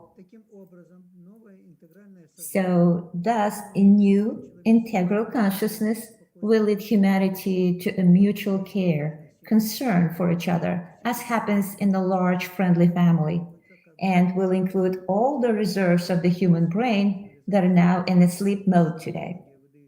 Many outstanding thinkers of the past dreamed about such a noospheric civilization of reason. The famous scientist Vladimir Vernadsky wrote about such a harmonious society. I love him very much. And then there will be no threat from artificial intelligence to the natural human. If we learn to feel all different in the equalities people and all diverse nations as one family, which needs to be taken care of and worried about as their own, all huge brain reserves will be activated. And a person in such a state of collective consciousness will become one man who loves and cares for each his part on all levels of nature. This is our future. We just need to try and help it to become sooner. So thank you so much. I finished my presentation. Maybe a little bit longer. I'm sorry. If you have questions, please, I'm open to answer them. This is really a very popular topic, and we do have one question. People on YouTube are asking you if there is any way that the artificial intelligence can actually assist human integration.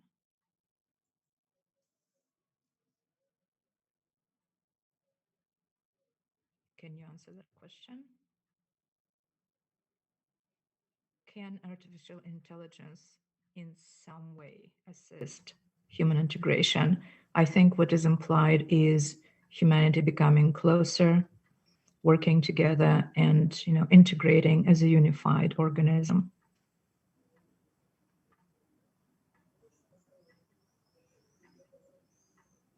Would you like to take that question now, or would you like to think about it and maybe answer it later?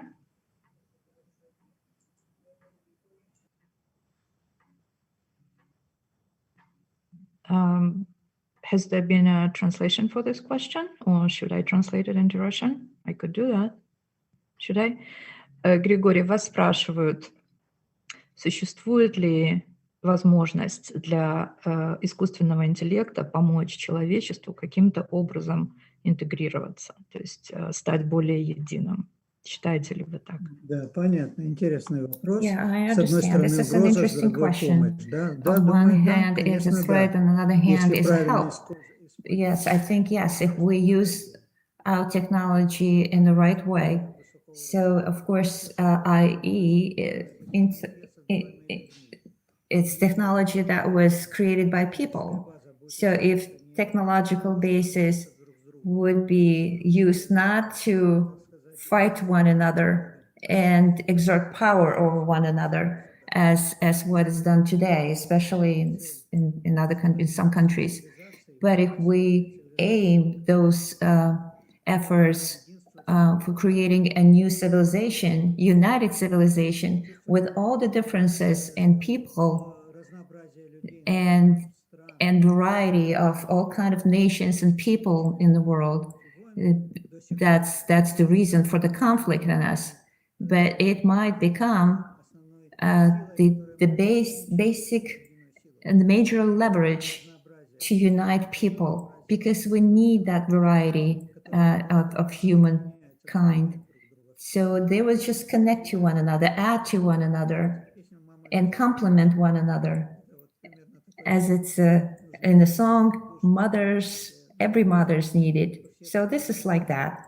In every country, in each country, in each government, if we have people who understand that, get this idea, and everybody else would learn how to compromise, how to concede to one another, then we may achieve that part that artificial intelligence only help. Thank you very much. Thank you for this answer.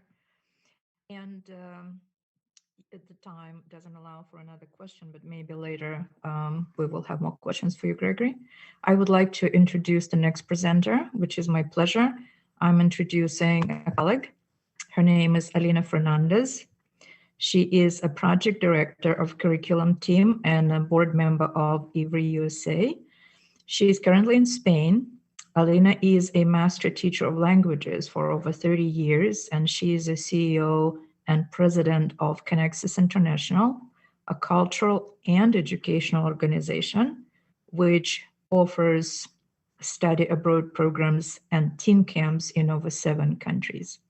Elena, along with Miguelina Pillar, will give a short presentation on their current beta project, which is under development. And the topic of her presentation is connection as an educational methodology. So, Alina, Miguelina, please. Thank you so much, Irina. And thank you, Professor Eliav and the Scientific Council for this opportunity to present GLUE, our educational project, and the beta, which is currently under development. We have Ina also with us here. Ina is leads our technology team, and she will be sharing the PowerPoint presentation as well as showing you a video and our website a little bit later on.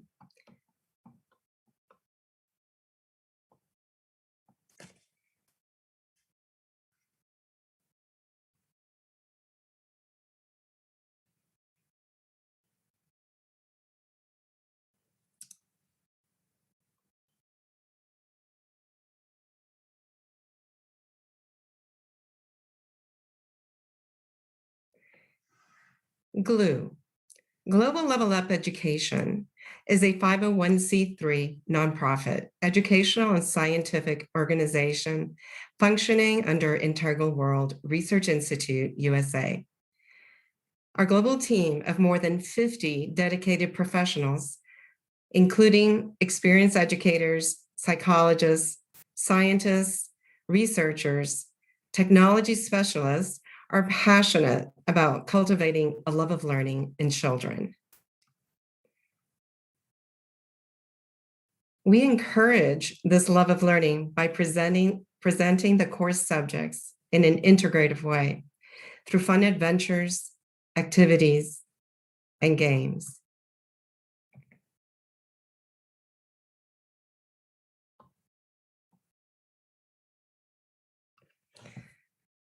Our innovative methodology uses connection as a central axis of learning, explored in 3 dimensions: connection with oneself, connection with the immediate environment, peers, friends, and family, and connection with society at large.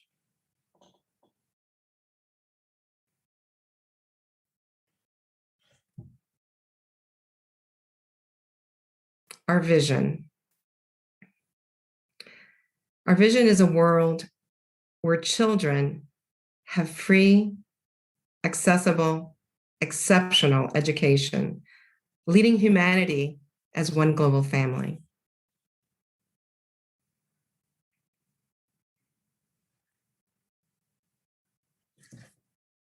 Our purpose: to cultivate a love of learning and a sense of belonging among all children around the world in a fun, virtual real environment.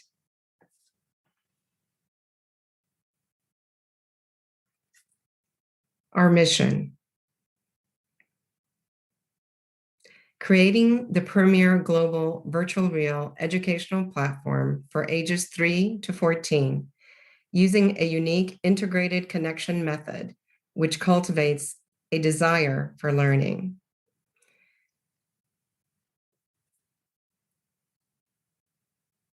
And this includes using innovative technology, applying high academic standards, emphasizing individual and team building skills, guided by dedicated, experienced, trained teachers, backed by scientifically proven research. We believe this learning should be fun. Our focus is connection with oneself, peers, family, and society. Student capabilities are developed through experiential and measurable life learning experiences. And of course, we collaborate and provide constant support to the parent guardians, creating a strong global family.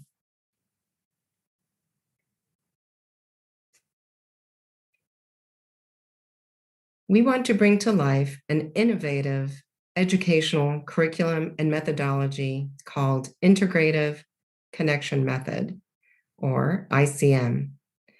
ICM combines experiential learning activities in a safe, monitored environment where teachers morph into guides and students play collaboratively in virtual real platforms, such as Minecraft Education, Zoom, Verbella, and Microsoft Teams.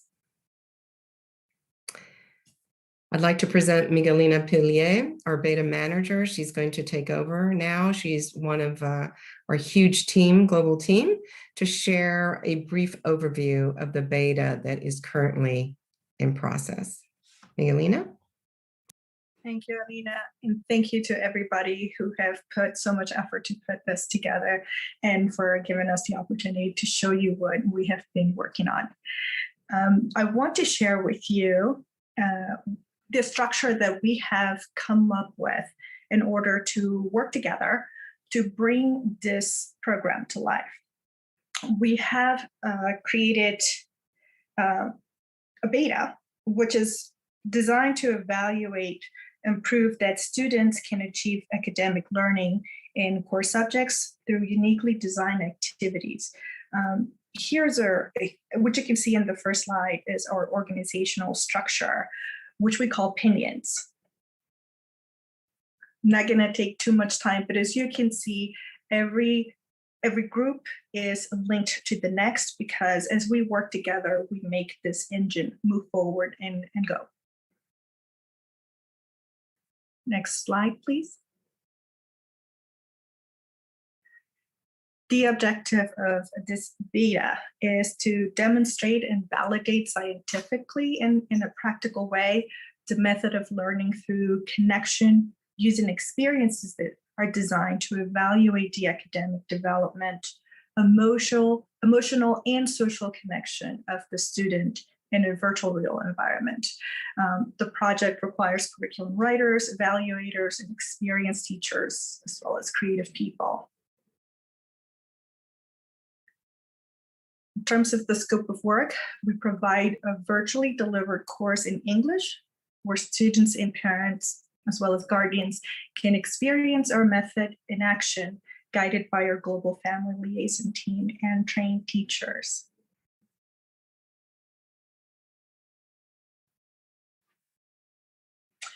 What we have done to organize this project can be seen in this slide. Last year, in October through December, we worked on the pre-production.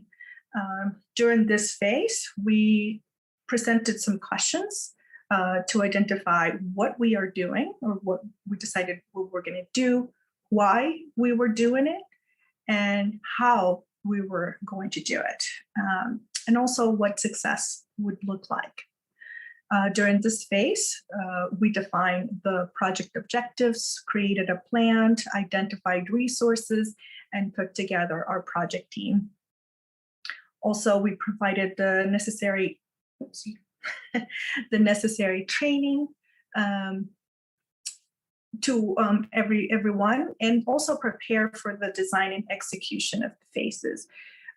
And also we evaluated the technologies that we were going to use. Then we moved into where we currently are, which is the production, design, and build.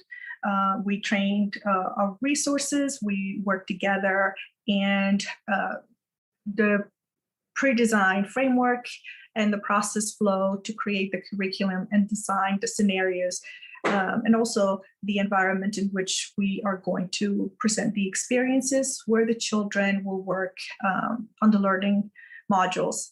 We also are completing the preparation for the evaluation of the learning objectives and building prototypes. Next month and in August, we will be ready. We will be readying the environment for the students and parents, and then we will give it a try. And following up with that, we will look at the data collected, review it, prepare the results, and then redesign accordingly. Next, please. I think that is all for me. Alina, back to you.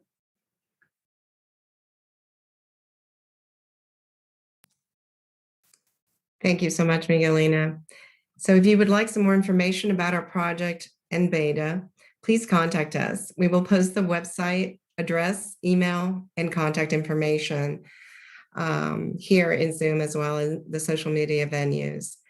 So since images speak louder than words, here is Ina Smirnova, our website designer and video producer, to present a short video in our website to you, and you'll have a little bit of an idea of what we've been up to. Thank you so much. Ina? Yes, thank you. I'm Ina Smirnova. I am located in New York. My background is graphic web design, and I am helping data to have the branding, the proper branding look, and this is where we are. Oops, it looks like I got stuck. Okay, now we are switching to the browser and looking at our freshly launched website that is being updated on daily basis. It's just a few days old. The official address, you can actually try it out on your mobile devices too, is glue.education. Take it seriously, guys. This is the oozing place for the new education model. This is where we are experimenting. This is where we are having the discussions and different types of experiments. And this is our first one, beta. And this short video will give you like a sneak peek into what we're working with and who is behind the scenes and how it can all be put together. Ready?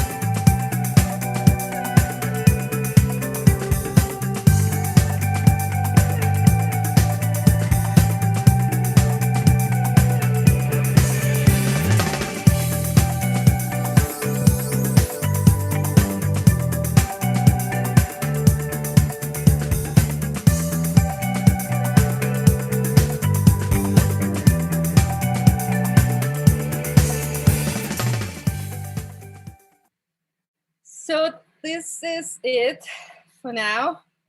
Scrolling back to the domain name that should be, remembered by everyone who is hoping that the education will change for better.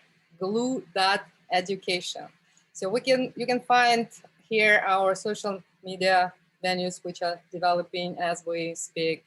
I just started our new Facebook page. Please come and like it. We started YouTube channel.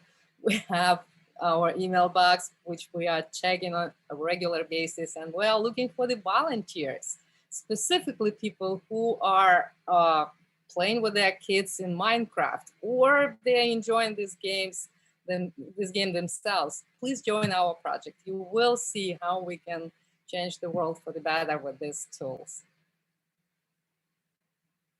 That's all I had. Thank you. Alina? Thank you, Ina. No, that's it, Ina. Thank you so much. That's really it. We are also looking for just anyone who's experienced in social media and any instructional technologists. But thank you so much, Ina and Miguelina. And thank you, Irina, Professor Eliav, and Scientific Council for this opportunity to share our work and our passion. Thank you. We enjoyed your presentation very much. It was fun and engaging. And of course, it's beautiful to see what the kids are facing pretty soon with your help. And we have a question for you, actually. We have a question for your team. If you'd like to take it, then here it is. The question comes from YouTube, and it sounds like this. Does the new education provide interactive skills for communicating with those people who didn't receive such an education? Or maybe it is meant for with those children, let's say that these children received such an education and they get these skills. So does this methodology allow them to interact with the children or in the future with the people who haven't received such education as you're offering? I'm not sure I understand the question exactly, but if I understood correctly, it's the question, I believe, has to do with those that receive our education compared to those who don't. We're taking high global standards in terms of academics. We're just teaching it through games and activities. It's just, we want to make learning fun. But the way we're doing it is helping kids to connect with themselves and with their peers, their family, their neighbors.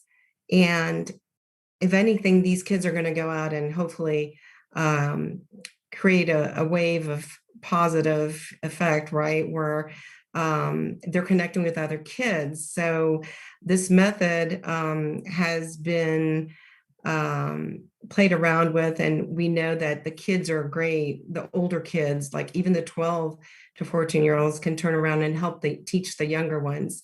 So I absolutely believe that it will be for everybody because it's about helping and connecting with others. We're just going to teach the core subjects in a fun way. It's really not about the subjects. It's really about connection and learning in a fun way through games. I hope that answered the question. I believe it does. Like you said, that connection can be done virtually, connection can be done physically, and then the integration between the two should be easy. Children like to play. Thank you very much. We will probably have more questions for you as time progresses. But for me, it is time to introduce our next presenter. And before I do so, I'd like to correct myself and apologize for wearing dark shades, but this is due to the medical condition and I cannot take them off. So with that said, I hope you forgive me, and I'm going to present our next speaker, who is going to be Dr. Kelechi Hananu.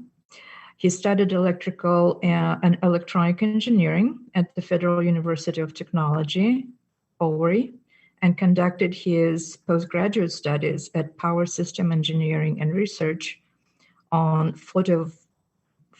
photovoltaics at the Technical University of Ilmenau, Germany.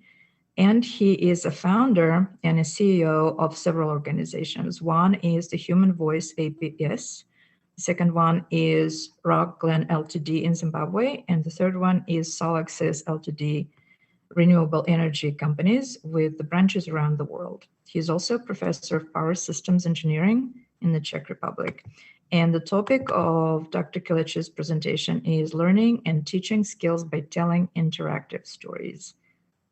Please, Doctor.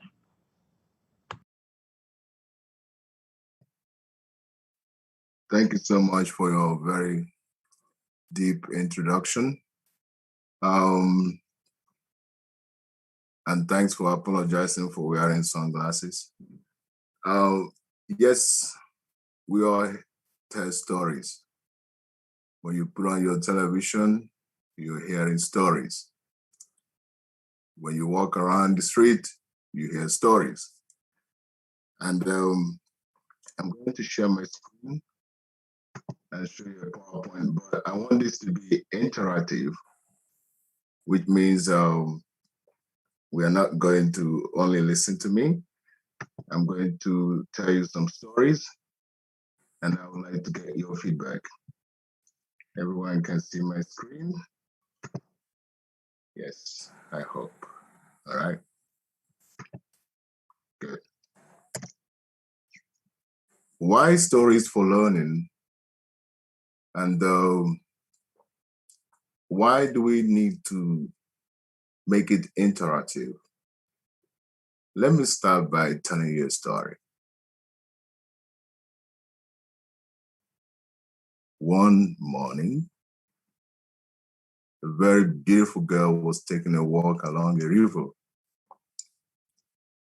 And she was walking, feeling good about herself, singing, I feel good. Out of nowhere, a frog bounced on her. She was trying to shake it off. And the frog spoke. She said, please, who are you? The frog replied, I used to be a German prince. Unfortunately, someone made me to be a frog. The only remedy is if you could give me just one little kiss. I will come back to the prince I used to be, and I will marry you, and you iron my clothes, you will cook for me, you will have babies for me, and you will be so happy you married a handsome prince like me.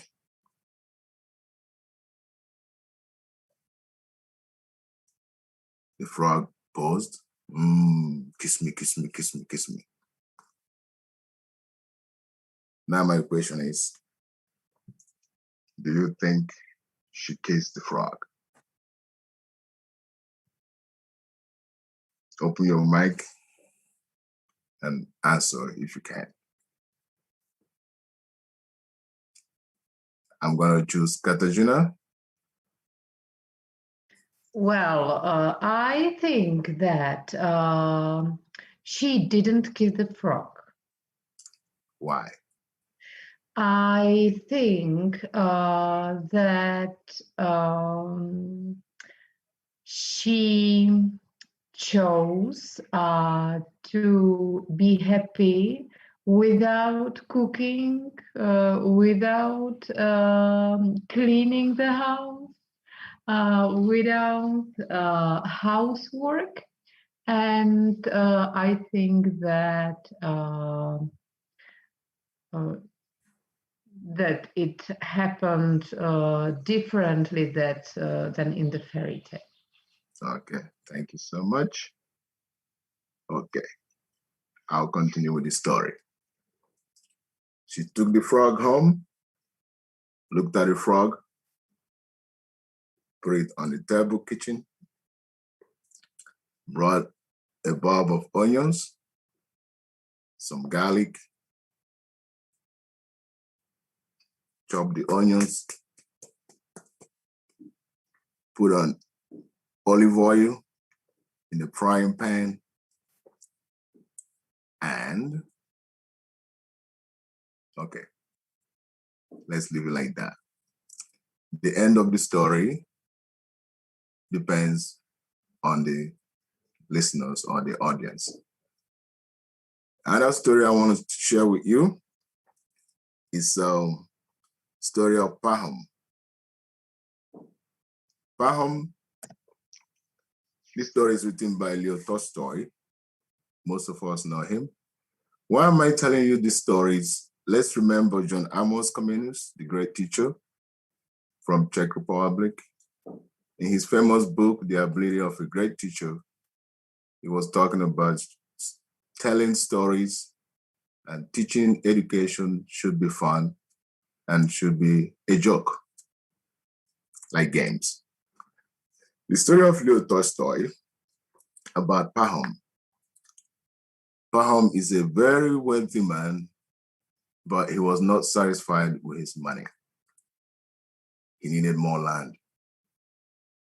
And one day, a friend came to him and told him, "Hey, Pahom, why are you looking so sad?" Pahom said, "Only if I could have plenty of lands." The stranger told him, "Just go across the Volga River." I think Volga River is near Russia. And the people there are not really very strict with their lands. For 1,000 rupees, you could get as many or as plenty of land as you want. Pahom sold everything, moved to the Volga River, and he met the people there. And he told them his mission was to get land. They told him, here we don't sell lands. All you have to do is give us 1,000 rupees, and you walk around in a day, the land you could encircle becomes yours. I was like, really? Okay. He started off. As he was walking around, he was running, jogging, and he sees a piece of land that is very good for his tomatoes and potatoes. He took it.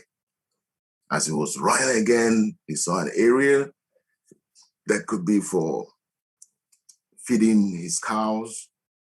He went and took it. He took one piece of land after another until the sun was going down, and he realized the contract was to come back to the starting point.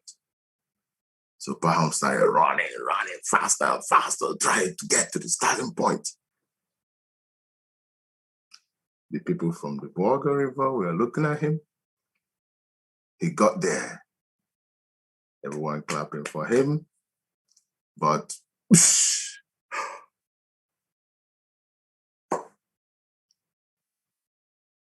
you can guess what happened to him. And Tolstoy wrote, 6 feet below the ground. When we come to a point when we realize that we can plant a tree and not get the cover of the tree, then we begin to understand the meaning of life. It's an African proverb. And you could see my slide. The last story I'm going to share with you is from Sri Lanka.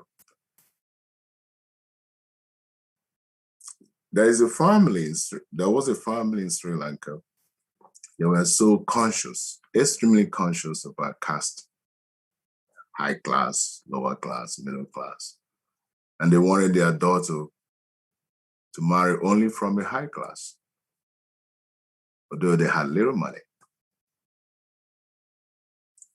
One day they found a match for their young daughter to marry a high class man, a high caste man. And she did. This man was good for nothing. He neither helped her in the farm nor brought home any money. One day, her parents decided to visit her. They approached the house, they smelled wood fire. And they were like, yes, there will be some food. She invited them to sit down. They looked forward eagerly to have a hot meal. No food was served. They waited and waited, no food. At last, the mom went to the kitchen and she looked into the pot and she was surprised. Even though the girl was still staring, the pot inside the spoon inside the pot, there was nothing in the pot. The pot was empty. She asked, "What are you cooking, my dear?" Quite confused, she replied, "We have nothing to eat, so I'm roasting the caste that you value so much." This is the conclusion of my storytelling. When it comes to telling stories, something we should bear in mind. There's a butterfly effect that operates in an integral system. An action in one place will definitely benefit or disadvantage another person in another place. It's scientifically proven. So nature demands balance. So humanity should know or should come to the realization that we are all interdependent and connected. And in which way we communicate, there's a great incentive to understand the connection in nature. Our mutual responsibility compels us to readjust the way we think about each other and how we interact. The future of the next generation depends on how we respect diversity and develop more effective methods of education. This will result in a more inclusive and interdependent society. I wouldn't like to continue with this slide, so I will stop it and tell you how we learn by telling stories. First, we need patience. Second, we need adaptability. And third, we need to persevere. And from time to time, when we're learning any skill, maybe computer skills or language skills, like we have many teachers here, or even quantum mechanics, we should bear these things in mind. First, we should be humble and sometimes allow ourselves to be treated like a child. And we should be patient. Just like an African chicken eggs, grain by grain. We don't see the grass grow, but they grow with time. And the last point is perseverance. You keep doing it and doing it and doing it until you learn how to do it. And how can other people help? Please, you should not do the work for the learners. You should guide them, let them learn by making their own mistakes and correcting them. And sometimes we get into a place where there is a plateau. Plateau is a table where you're learning and you don't see there is a progress. There are 5 things you could do. Number 1, find your initial motivation. Why you wanted to learn that skill. Maybe to help others, maybe to improve your job opportunities. And number 2, gauge your progress. It's good to be motivated, but if you see you're making progress, maybe you're learning how to design a website, and you're able to see that today you can write HTML files, and the next time you can put some video there, step by step, you learn. And number 3 and 4, I published my article, which you will see in the journal. Don't think we have much time for that. And I'm going to open the floor for questions. Thank you very much. Any questions from the audience? Thank you, Doctor. I'm looking, refresh the document. So far, I'm not seeing any specific questions, but it would probably be, I'm an educator also, and there are many people who are educated. And so listening to a question came up in my mind, at least. How would you use the methodology specifically with teenagers who have no patience today to listen to anyone for any stories or anything from the experience of their ancestors? Just generally, how would you apply storytelling with the present generation who has very little patience for anything? They can listen up to 30 seconds when an adult is talking. So what's your take on that? Thank you. Thank you so much. It's a very good question. Actually, I didn't go into details about how we tell stories because of time. You have to know your audience. If your audience are children, and you know they have an attention span of a few seconds, you have to find a way to make your story shorter and make it very entertaining using gestures, body language, and maybe Not maybe, actually. Music is good. You could sing and they will like it. Most of the, like when we were at school, I learned the periodic table like a song. And I still remember all the elements when I remember the song, like he, ha, ho, with boys on Sunday, this and that. So there are ways we could impact. The most important thing is to make it funny, to be fun for children, or for adults too. In my culture, if you're not a good storyteller, you may not get married. Any other question? Thank you for answering. And let's see if I have any specific questions. It looks like they're still coming, so maybe they will appear a little bit later. Thank you once again for your engaging presentation and for your very beautiful slideshow. Okay, thanks a lot. I wanted to make it a little bit more interactive, and I'm gonna sing a song for you. And everybody, please, all you got to do is to repeat Unune. All right? So it's a story, but it's not in English. So translators, please bear with me. Abunwata nulanem. Then you repeat Unune. Abunwata nulanem Unune. Meweri te gari kumiri Unune. Akamato nito kwegi weputa Unune. Ukumato nito kwegi weputa Unune.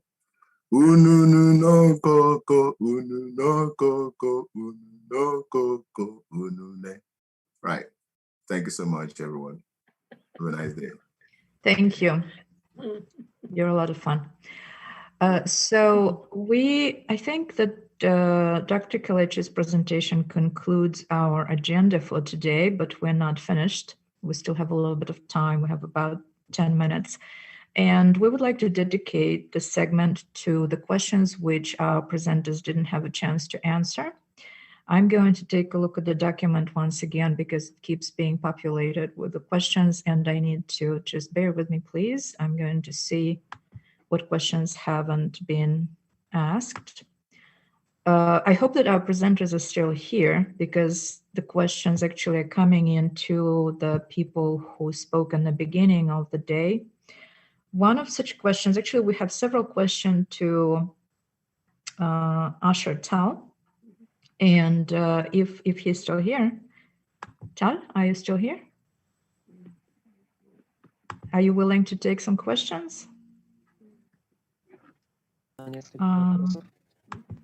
He's not here. He's not. Okay, then I'm going to skip those questions. All right, we have more questions for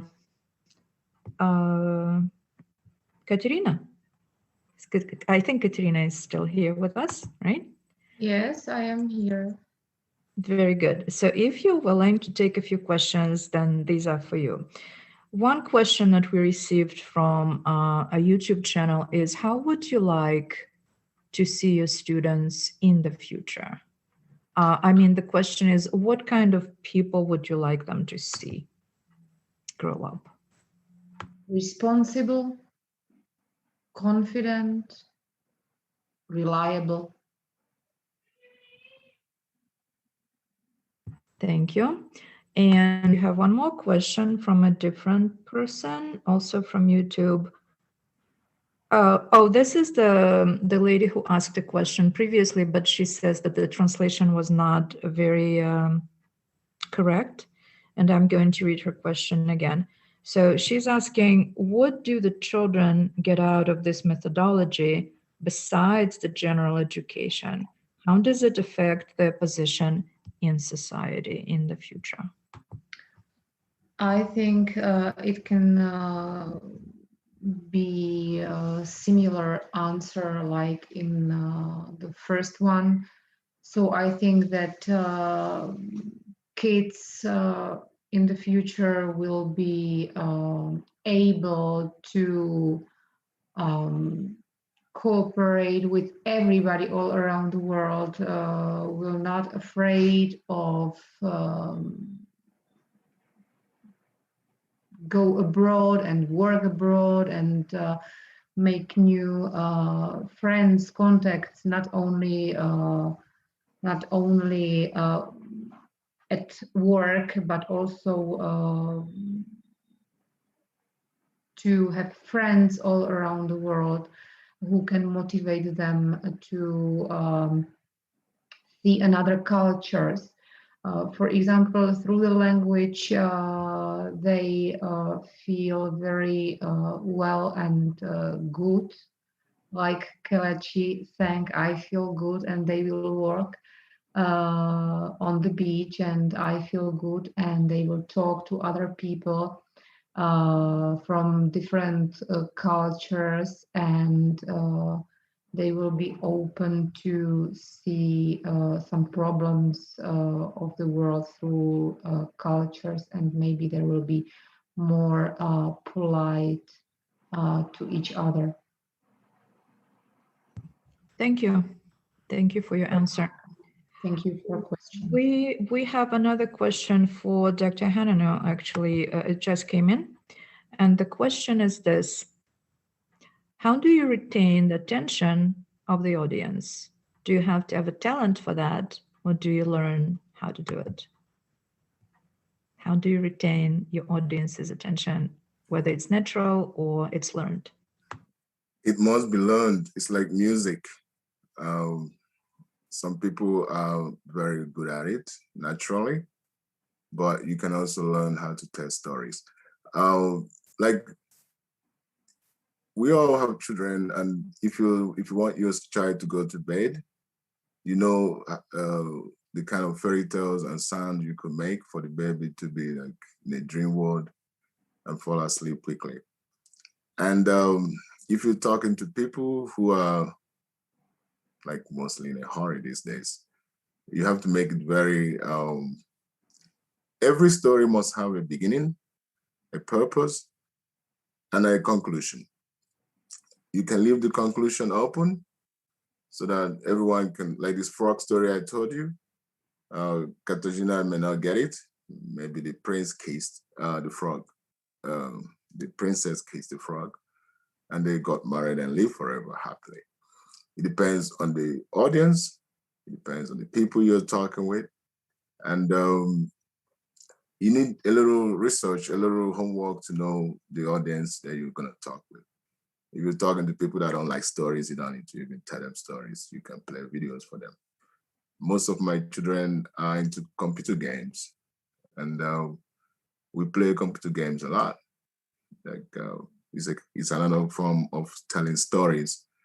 And yeah, you have to learn, but sometimes it comes naturally to some culture. And another thing is like when you tell stories, like I try to use a presentations just to make it look like modern, but you're not supposed to read the stories. You're not supposed to, you have to pretend like it's all coming from you instantaneously. Thank you. Thank you. Thank you for your answer. We have time for one more question, and this question has been sent to Gregory. Is Gregory here? Gregory Notkin, yes, he is. Are you ready, Grigory? Вопрос к вам. And this question is, oops, I need to scroll down a little bit. The question for you is regarding your topic of the artificial intelligence. Does the development of artificial intelligence have a connection with the increasing ego that we're experiencing in our times? Does this development of artificial intelligence have a connection with the increase of our ego? Would you like to take that question? Вас спрашивает Григорий, хотите ли вы объяснить, есть ли какая-то связь между развитием искусственного интеллекта и развитием эгоизма человека в наше время? Сейчас я выключу. Yeah, one moment, please. Please, could you repeat the question? The translation was a little bit delayed.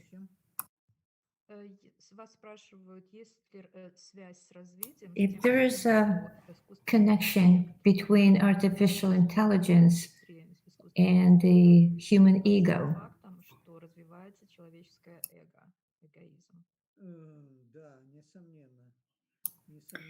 Yes, of course. Development of human ego is pushing the artificial intellect. Human ego develops the human brain in its all the directions, and it influences the power, the wealth. So we could use the ego, people use ego for their own benefit, and could be using other nations, and the humanity needs to be as one organism. And of course, intellect develops at the expense along with the human ego, but we don't know what direction it will take. It could be destructive power, very strong destructive power. So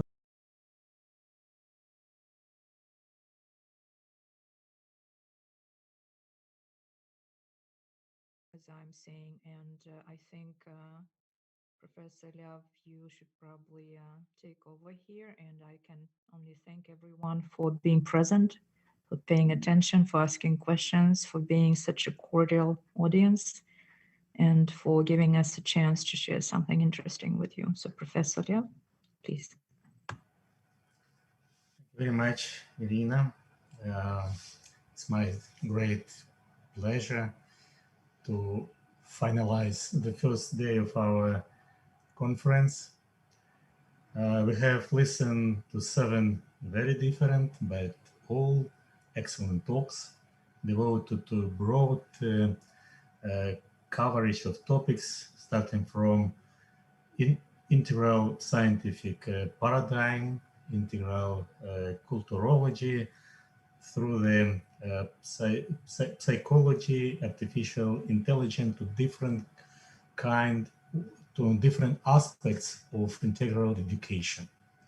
So all these items are very important to our institute, to Integral World Research Institute. And I believe that there will be much more questions probably to all our speakers. And some of these questions could be answered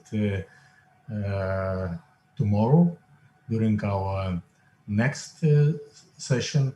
Tomorrow we will have also the roundtable discussion, so please join us. And I would like also to thank all the organizers, first of all to our excellent moderators, Gianni Conti and Elena Rudnev, to our translators, to the broadcasting team. My special thanks to Jana Allen, who is just the head of all the organizational team. And also, I would like to give my special thanks to Professor Valentina Elkanaeva, who were head of the scientific organizational committee. And actually, there are many other people who are involved. We have really excellent broadcast teams and many other friends who really make this conference possible, and I believe very successful. Thank you very much for being with us, and we are meeting tomorrow, and the day tomorrow will start from our roundtable discussion. Thank you very much. Bye.